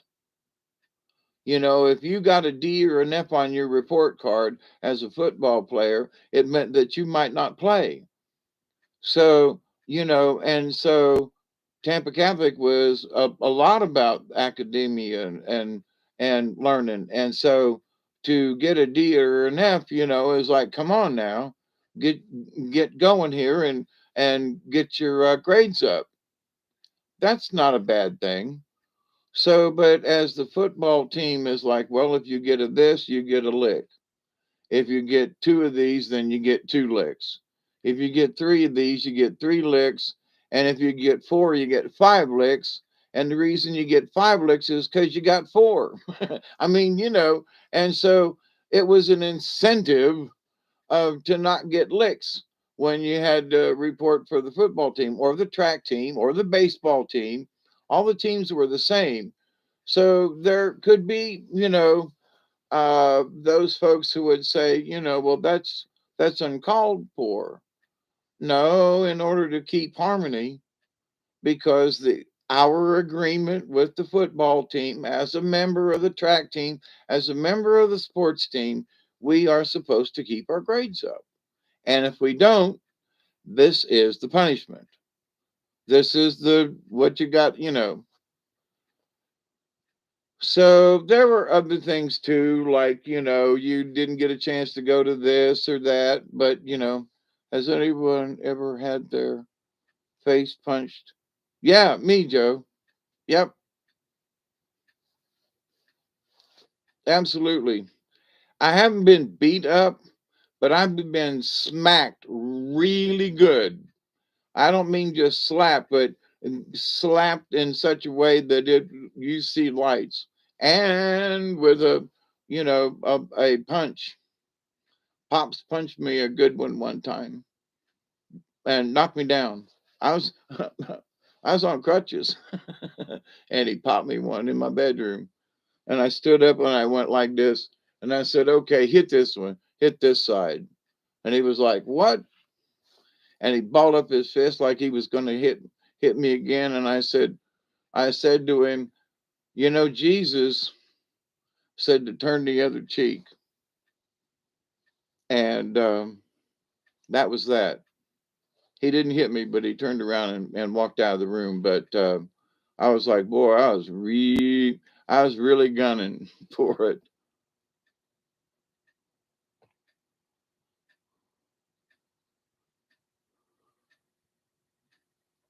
with a shoe up the ass.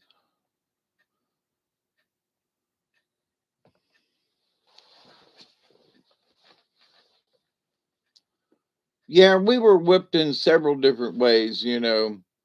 And but some of it, when I look back, it just really wasn't necessary. I mean, all the children that have worked with and everything, and had two of my own and two other folkses and in and outs, and I've just have not had an issue with children, and some of them have been real pests. Okay. But to the point that I would never have hit them like we got hit or whooped. And I just look back and I go, we weren't that bad of kids. Really? We really weren't. So whatever was in her warped mind that we had to get whooped the way we did, you know, um, I still don't see it, but it's okay. It's over with. But it's one of them things in growing up inside. I don't know about other folks, but we got whooped for things and slapped and beat, and and it's like we looked at each other and was like, "What? Do you know what we did wrong?" No, and we'd ask each other literally, "Do why is she mad? Why did we just get a whooping? I don't know. Wait till your father gets home." Okay, and pops would get home and look at the situation and go, "Why did you kids upset your mom?" Was his biggest thing, and not necessarily so much as to what we were going to get in trouble for. Wasn't sure if that was normal. I got my front tooth punched out when I was 11. I had my tooth punched out, but it was for a different reason. Those real thin weeping willow switches wrapped around legs. Oh, yeah, Lord have mercy. Backs and anything. Yeah. I know there were a lot of folks that got it worse than we did. But there were times that it didn't make sense.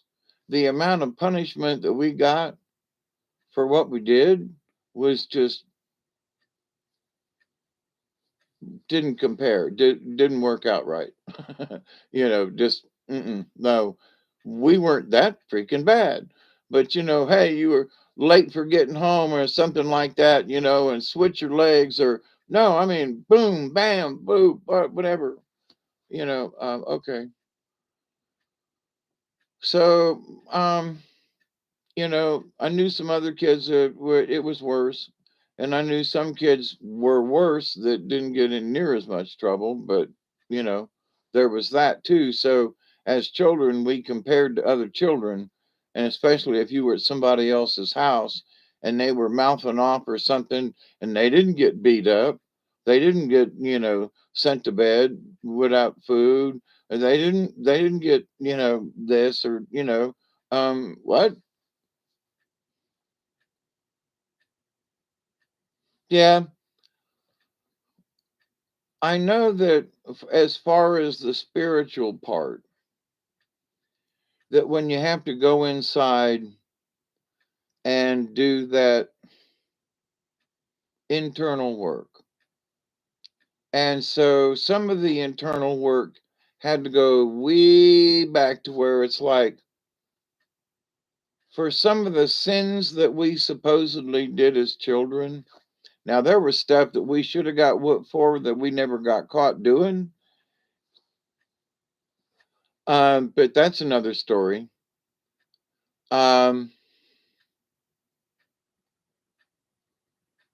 but the things we got in trouble for that made us feel like we were bad children because we got such a whooping, you know what I mean? So there is a certain amount for me who was tenderhearted and couldn't understand why we were being mistreated and stuff. And I don't know, my sister and I have talked about this stuff and how she got mistreated even worse than I did. But um, the idea, though, that you have to come to grips with that if you're going to really do intensive internal work. You go back to your childhood and you look at stuff and you go, we got whooped. And why did I get hit in the face? I don't know. Well, I've got to forgive the person who did it because she was just fucking nuts, and have to forgive myself because was I really a bad child? Was I really that, because it just seemed like every time I turned around, I was in trouble for something. Well, what was the trouble? It was something this dipshit stuff. And then I pulled a couple of really good boners, but they was still nothing major, I mean, in the grand scheme of things. Um, anyway, so, but I went back to some of that stuff because it had affected me through the my trauma being adopted, the separation anxiety, the 3 years with six different. In the first 3 years of my life, had been in six foster homes, so about 6 months apiece. And then there were times when I was with my mother. So in and out and in and out. And then I got adopted. And had already had a complexes and issues. And then there was this woman who was supposed to be my mother who did not like me, you know, nor my sister, and had to put up with me and my funky ways. So she didn't tolerate some things very well and made our lives miserable. And the easiest thing to do was, you know, children are to be seen and not heard. And one peep, and it was a backhand, you know. And why they thought it was appropriate in the first place to slap somebody in the face, to slap anyone in the face, especially their child. But because me and my sister were not her child, it was appropriate.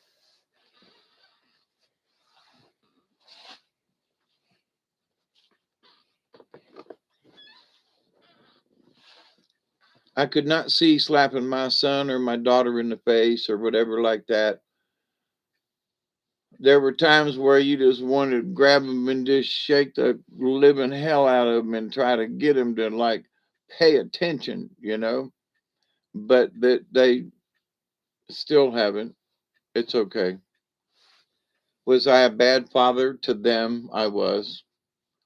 Uh, did I really try in my ways? I really, really tried. But for because my son is a Gemini, and one day he was with his mother, and the next day he was with me, and one day is with his mother, and one day is with me.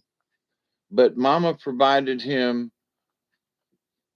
$100 jeans and Carhartt this, and the alligator on your shirt kind of deal. He was very preppy. And I went to J.C. Penney's and spent $100 on clothes for him. And he took him home to his mom. And his mom called me up and said, you expect your son to wear those clothes? And I was like, I grew up on J.C. Penney's jeans. Well, there's nothing wrong with their clothes. I still buy I don't mean right now, but back then I was like, I still buy clothes from J.C. Penney's. What's the matter? You know, oh, but they're not name brand, and he wanted these, and I was like, that pair of jeans was $55. I don't have $55. I was going to school. I'd had my neck operated on. I was living off a Pell Grant and, no income. I'm literally eating out of garbage cans. And she's telling me. And so she gave the clothes away and went down and bought him all, quote, new clothes that he felt comfortable with. That's my son. So in his present situation, his wife came from a family with a bunch of money, big farm, John Deere tractors, and the whole 9 yards. I'm down here with broken lawnmowers and a truck up on on blocks, and this old house down here, and I ain't good enough, and so such is life in that respect, and it's like and right now his shit don't stink. And that's a shame. It really is. He lives down there in the swamp and he's an old hermit and in the house. Well, he lived in his house and he used to play in this in the woods back here, and he used to go up and down the river and thought it was the best thing in the world. And okay, so I'm not going to fuss or fight because it just ain't worth it. If you don't want to be around me, and okay.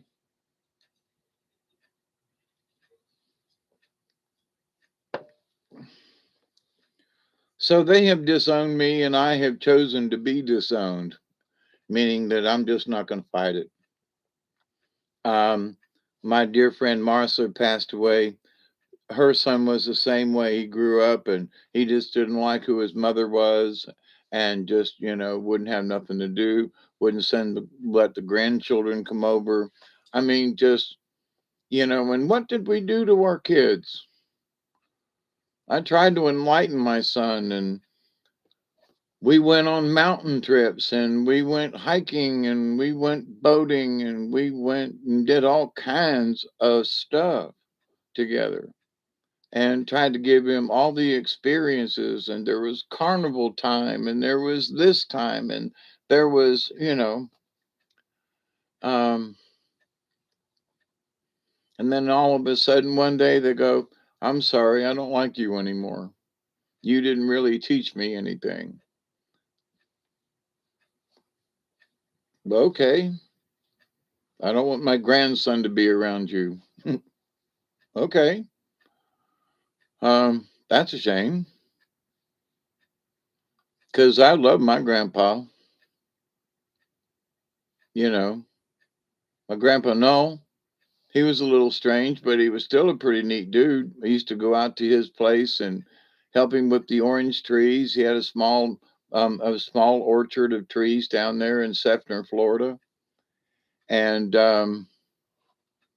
he had an old barn. I used to go out and help him with, and clean up the yard and do stuff when I was a kid. So my grandson doesn't know me at all. There are no barns. There are no going out in the country. He doesn't know me. So, which I was kind of sort of hoping for, but didn't work out that way.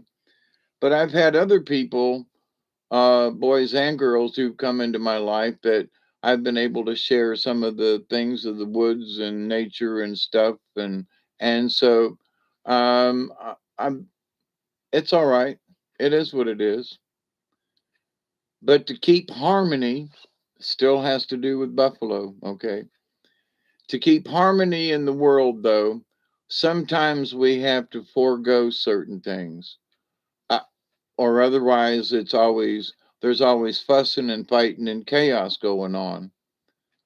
So, 10 years ago, when these decisions were made for me to, not have contact my grandson and all, or my son, that I was, too much of a whatever to have anything to do with them or them with me.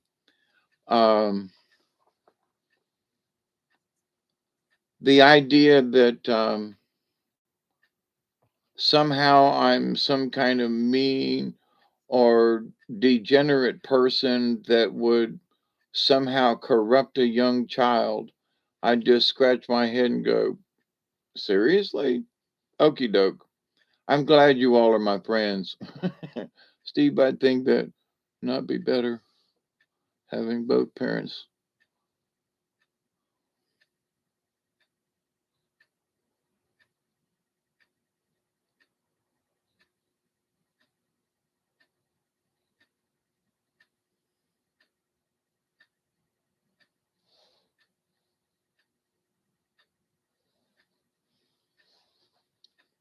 Yeah, Bessie had issues. The three of us kids got together because she was all the time giving us enemas. I mean, it was like she was fascinated with the ass and sticking it up us, you know? And when you're a little kid and here of course she wasn't our mother. We weren't related in any way. And we were related to our uncle but not to her. And there were some cruel things she did to us as little kids that we just later on in life we looked at each other and said, didn't you think that was weird? And we thought it was weird back then as kids, but you know, there's the mother figure, the supposed to be the grown up in the room, and they're doing stuff that is like, why are you sticking this thing up me and making me do this? Um. Anyway,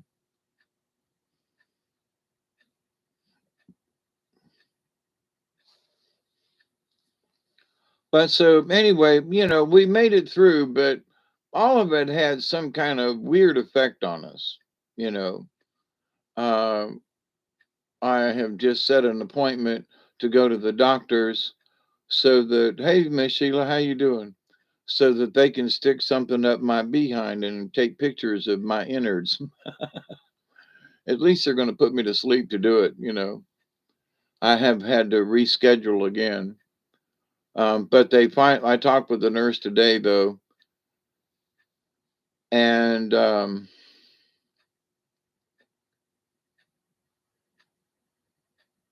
for the colonoscopy and the blood thinner that I'm on kind of thing, they they would like for you to be off of it for 3 days before the procedure. But my heart doctor said, nah, only two. Y'all remember now, Miss Sheila's my next door neighbor through the woods. I heard the gun go off the other day. Did you get another one, Miss Sheila?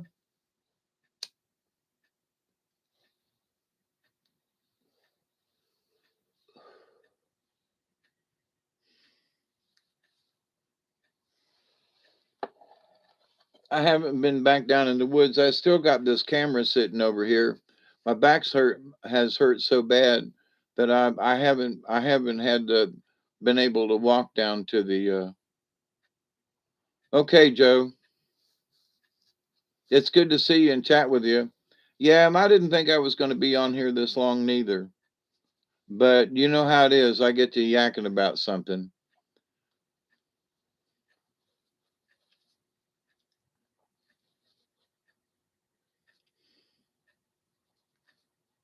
But for a lot of folks, I continue to pray each and every day, that each and every, person out there will continue to figure out, how easy it is, in the universe.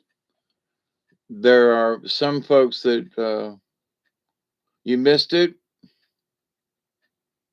But it was you a couple of nights ago, evenings ago. Anyway, must be you. But anyway, um, that for the simple things in life we should be grateful for, and whether we have a lot or nothing at all. And having been poor most of my life, um, I have regretted it in that I didn't have more to work with. Where other people, they made twice or three times as much money as me. No, and I worked my ass off. I worked two and three jobs. When I got off of work, I was rebuilding porches and doing yard work for people and stuff like that, especially in the summertime. In the wintertime, for um uh, probably 20 years, I cut firewood and sold firewood in the wintertime. I cut and found wood that I could cut up, and for myself too. And then my little old Isuzu, I'd load that puppy up, and I cut firewood for years and years. I cut firewood. Good night, Joe. Blessings to you. Keep the faith, my brother. Um, so I've always worked. And trying to make extra whether I had a job or not. I'd come home at night and split firewood. On the weekends I'd go cut loads and bring it home and then split it during the weekends. I mean, during the week when I got home from work, I had a light out where I had my pile going. And so, and then, depending on how I sold it, if I went into town the next day, I had a truckload, went to work the next day with a truckload of wood, could either deliver it on the way, depending, or I went to work, lunchtime deliver it, or right after work, deliver the load, come home. If somebody needed two loads that day, I'd come home, load up another load, drive back to town and back again. And so I was always working, and some of it backbreaking work. I mean, cutting and splitting and loading firewood ain't easy. No wonder at 70 my back is sore. I've cut a bunch of wood up over the years. And most of it that somebody said, hey, I got this oak tree I need, or I need this tree out, or something like that. A lot of it didn't even come off my property. It come off of other places where they'd knocked over trees or whatever. And I got permission from the landowner owners to cut the trees up. So they didn't have to, get rid of them. But one year, almost 2 years in a row, I burned nothing but pallet wood. Because I knew a business that had a lot of pallets they wanted to get rid of. And so every night when I got off of work, I swung by and picked up a load of pallets on the back of my truck, brought them home, beat them up, split them up, cut them up with a skill saw, and put them in my wood heater and burned them and stayed warm with. So, I mean, I have been ingenious or whatever over my many years to try to stay in harmony with things, meaning that I didn't have money for gas heaters. I didn't have money for big electric, whatever. So I got my little house here with the passive solar, and I built it on purpose because I knew I was going to have money. I was a poor man. So, build a passive solar house with used materials and old tobacco barns, and to try to be in harmony with nature and things. So I've been trying to sort of follow the buffalo for a long time personally. But other people live in conventional houses with um sheetrock, and I ain't putting sheetrock down because Miss Sheila and Mr. Ricky, they put up a lot of sheetrock. That's what they do. Miss Sheila's the mudder of the group. um But you have those folks who want to live in suburbia, and I was always the natural person. Of course, when I got out of jail, uh,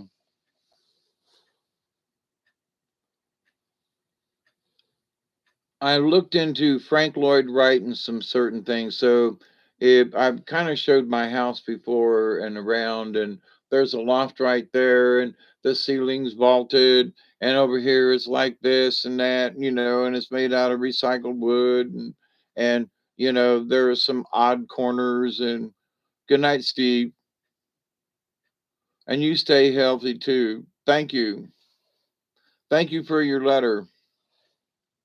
It helped out. It went down the road.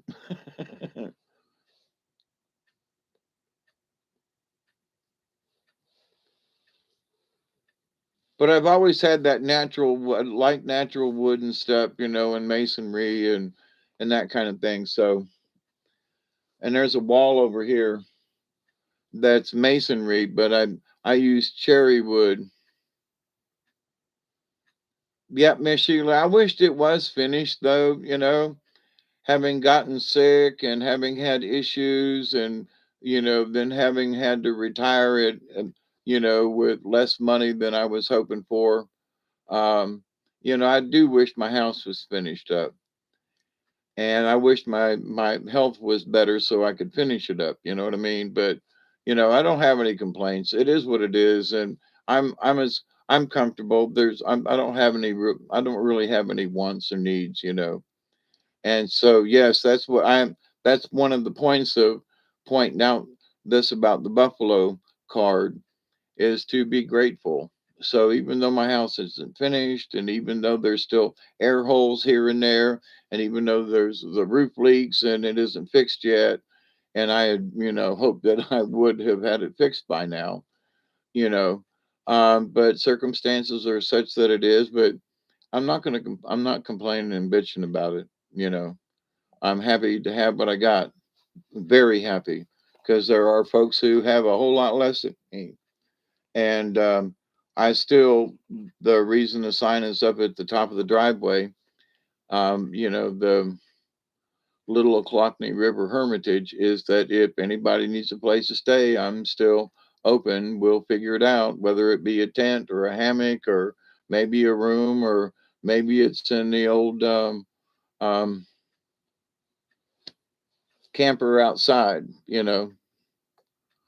Um, if you need a place to stay, and you're hungry and cold, I'll do my best. If you ain't got another place, and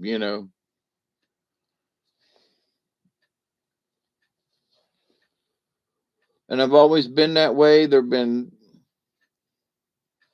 at least 50 different people who've come through my house over the years, that have just come to stay for a while, or a week, or a month, or half a year, or that kind of sort of includes wives and family and children and relatives and that kind of thing. But have been just people off the street that have needed a place to stay, and I've given them a place, because God told me to, the Spirit told me to.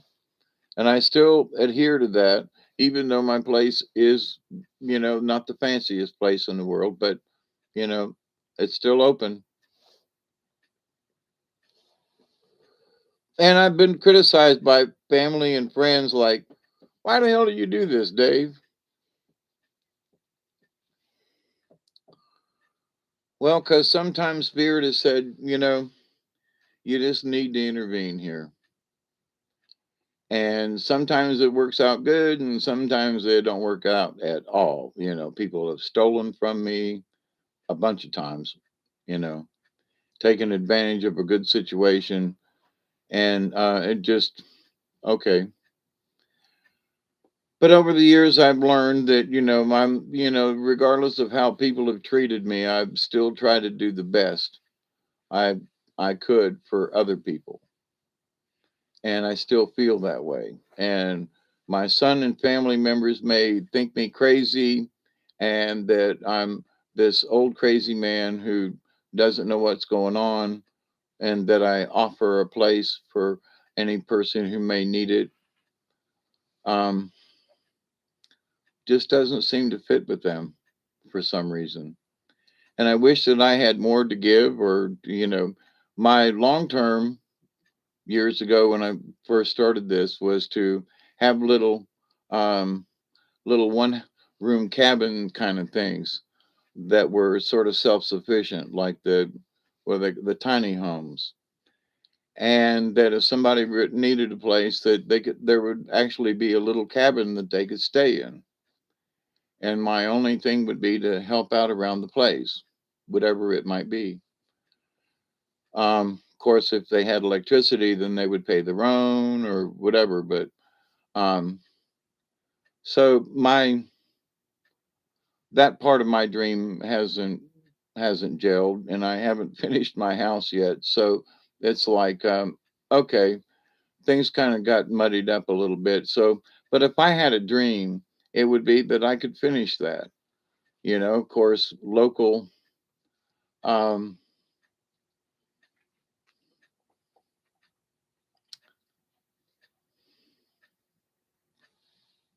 laws might not allow me to do that. But down here in the woods, there are certain things I could probably get away with and nobody'd ever know, you know, because if they don't see it, they wouldn't know it. And if there was a little one room shack back here on the edge of the woods down in here, ain't nobody walking down there to go check it out. And if there's no electricity or anything, who's going to know whatever? But anyway, but to the point, that's what I felt that I could there would could be a small community that could be here, not necessarily a commune, but just like-minded people, whether they be family or friends or whatever, and that we could work together with this 19 acres and help provide for itself. We could be not necessarily self-sustaining, but we could be, help to be self-supportive. So, but that hasn't gelled. I'm down here by myself. I got my neighbor Sheila and Ricky and other folks in the neighborhood, but you know, that was my dream. Um, it, could still be possible, but it is what it is. But in still being with Buffalo, I feel at times like I am Buffalo in that I'm giving. I try to be giving. So if they're, Buffalo is that giver in that clothing and food and tools because of the bones and things and stuff. So to be in harmony with nature. So for me to be in harmony with nature is to at least be open if someone needs a place to stay and they need it and are willing, then I would be willing to allow them to stay. So to be in harmony with nature, so they could have a place to stay, so they can be in harmony. And it's to smoke the pipe, as the buffalo says, to smoke the pipe for someone else who needs it. You smoke the pipe with prayers for someone else because it's necessary. And it's not because we are self centered people and shouldn't share, but even in our prayers and even with the sacred pipe, we smoke for others who cannot smoke. In other words, who cannot pray maybe the way that we do, that with the pipe and with the herb and with the sacredness of the prayer. And so it is our duty to fill in simply because that's the nature of things. It is how we're supposed to keep things in harmony with the rest of nature. So, but anyway, it's time for me to say adios, my dear friends and family. It's been 2 hours and almost 30 minutes, and it's way past the time. We're almost coming up on 3:20. So I got a little bit left in my bowl, and I will leave you with prayers for tonight and, and an early 20 and say that I do really love you all and I do really do pray for y'all because it's my duty as part of there. I've said this years ago and over the many years. I've dropped this in here. But many, many years ago, like 40 years plus years ago, I discussed this with friends of mine who are of like mind. I don't know if some of these folks are still alive or not, but um, in that there are some people who are priests and nuns and monks and whomever, and then there are those who are caregivers, and then there are those who are, um, but they dedicate their lives to helping people. And for those folks who, like the monks and the priests that, live in monasteries and whatever, their job is to pray every day. They're doing rosary beads, they're doing this, that, they're going to Vespers, or so their days are spent in prayer. And I've talked to some of these folks way back in the day, and I've asked them, how can you thank you that way, and much love right back to you. So in this, in you can meditate daily without any effort and still do chores and work and things like that. You can devote your work to the creator. You can devote your efforts and your work as a prayer to the universe.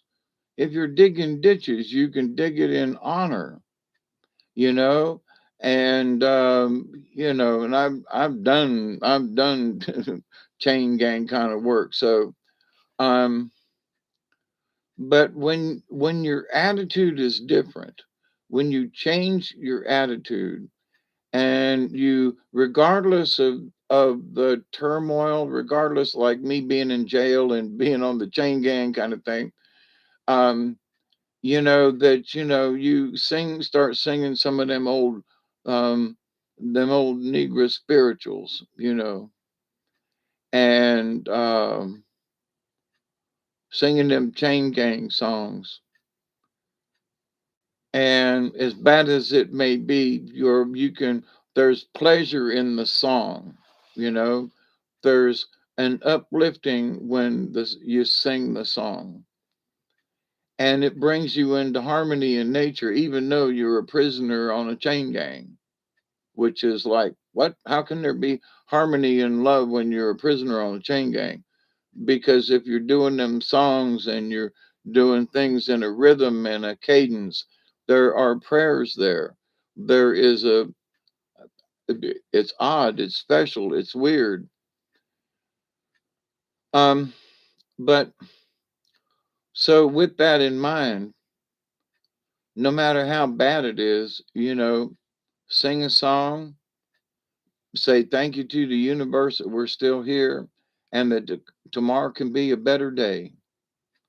It could be worse, but let's just, in this positive way of thinking, tomorrow could be a better day. And if we keep our hopes up and we don't lose hope, and we believe, believe, believe, believe, believe, believe that the harmony always exists.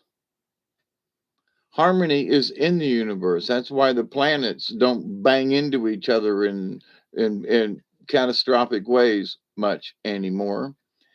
And so there's harmony in the universe. It's already there. So we just need to allow it to enter us. We need to understand and be aware that, oh my God, there's already harmony out there. I just need to tap into it. I need to believe that it's there, have faith that it's there. There are other people like me and like you who believe this. And so, guess what? We are members of the League of Like Minded Beings. You haven't heard me talk about that in a while, have you? But we're members of the League of Like Minded Beings. And that's what holds us together. Call it the soul tribe or whatever. But that's what holds us together. The fact that we believe it. I believe it. Y'all wouldn't be hanging out with me if you didn't believe it some. So there's that. So we are like minded in that, and we share that, and we share the harmony of that. We share the harmony of everybody saying hi and good night to each other and how you doing, and and checking in with, that's harmony. And we harmonize with each other, and how great that is for the universe. So are we making a difference? Yeah. In our own tiny little way, we're absolutely making a difference, because we're learning how to harmonize with each other without Big Brother or anybody getting in the way. We're learning how to harmonize with each other. And we're understanding that up here in our heads and in our hearts and in our chakras, we are harmonizing.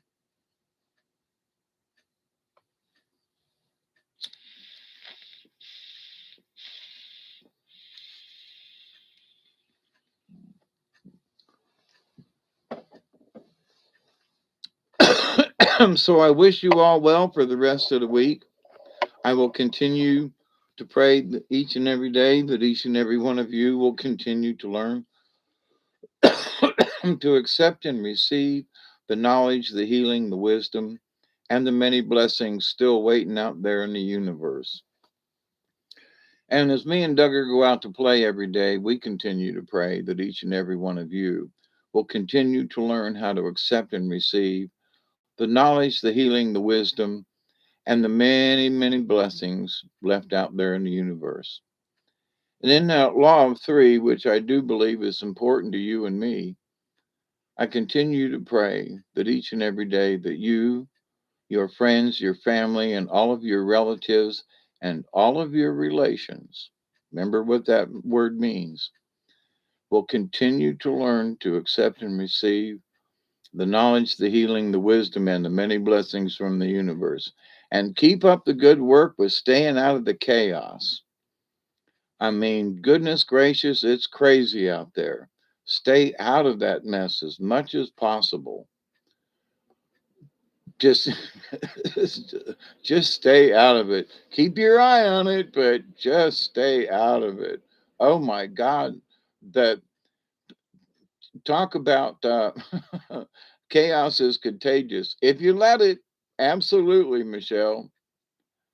I did a video. It's been a while back now. I said there is a how did I put it? Something in the chaos, chorus in the chaos, something. Anyway, um, there's so much chaos. It's like I've been around a bunch of machinery. Like I was talking about having, been worked in a cotton gin for a couple of seasons way back in the day, and all the machinery and the noises that the made.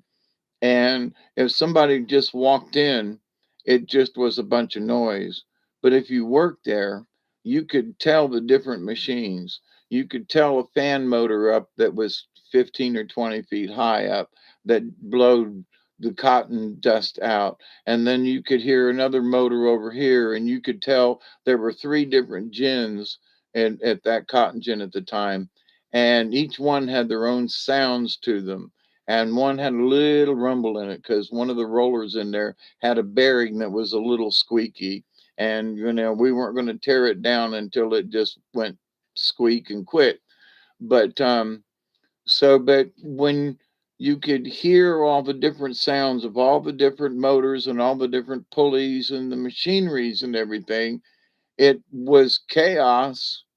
But there was a musical tune to it. There was a song in there. You could hear one of the motors would go boop boop boop boop, and this one would go dee-doo, dee-doo, dee-doo. And in the chaos, there was weird. It was weird. So, but to keep an eye on the chaos, for me, it's like being in a factory, or where there's a lot of machines, and you can tell that this machine's like, I've worked in, it was carpet back. We made carpet backing, And I worked on the extrusion line that made the plastic pieces that went out to the weavers who, had these great big lines of weaving machines that made backing for carpet, literally carpet backing. And great big 10, 12-foot pieces, sometimes bigger, and these machines are toot, toot, toot, toot, toot, toot, toot, toot, toot, toot, toot, toot, toot, toot, toot. And, there were 50 machines. So there's do do do do do do do do do do do do do do do do do. There's all they're all making similar sounds because the actions of the machines are similar. But in all of it, that there was like this, it was almost musical. But you could still, when you trained your ear and you were around it for a while, it sounded chaotic, but when you're in the chaos, you can tell that machine's fixing to go, or this machine's got a rattle, or this machine over here has got a something. It's not near as chaotic. Cacophony. Thank you, Michelle. I think I've used that word a time or two. Or were you quoting me? But anyway, but to the point though, um, but so when you can see the chaos in individual parts, then you can be the observer, and it's not just noise.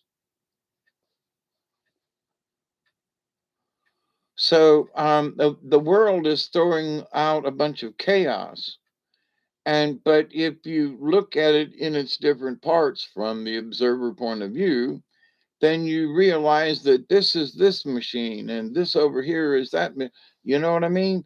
um of course, if you've never worked in a factory with a bunch of noise, you may not get this reference.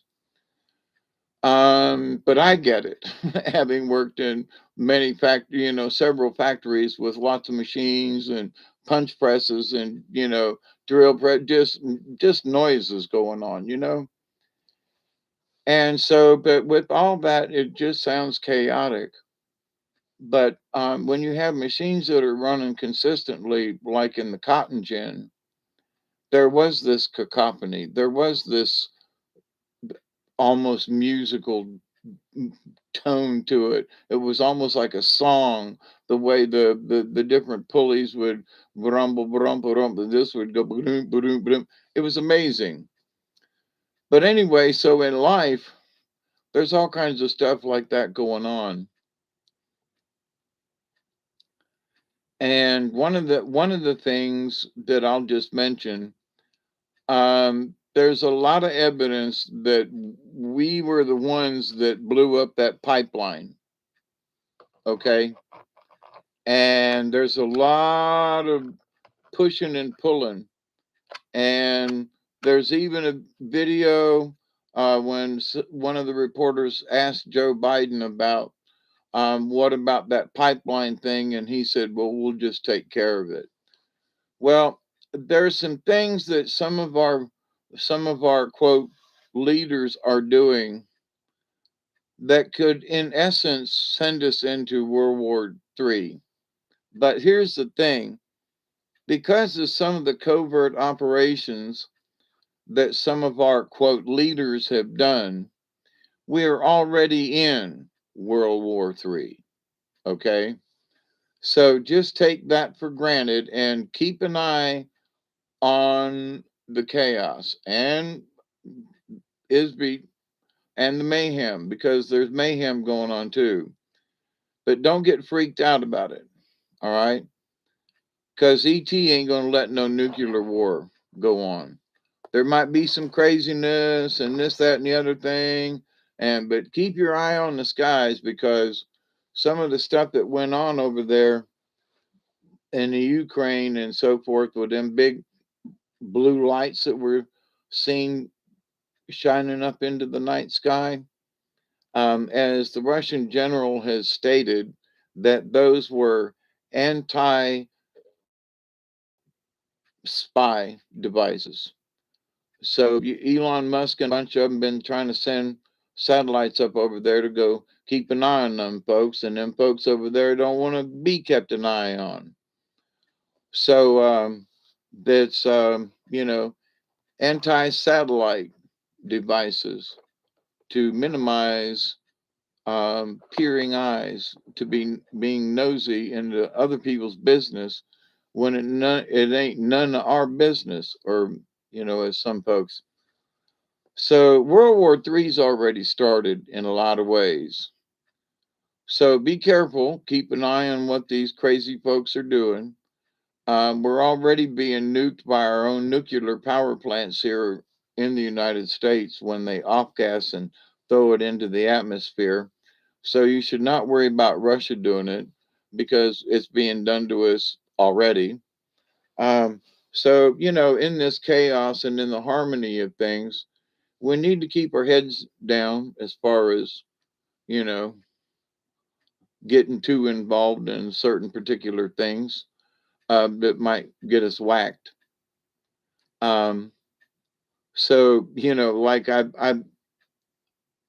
saw the email, looking through my email this evening to remembering that they took one of my videos down when I was talking about, crazy stuff in history or whatever.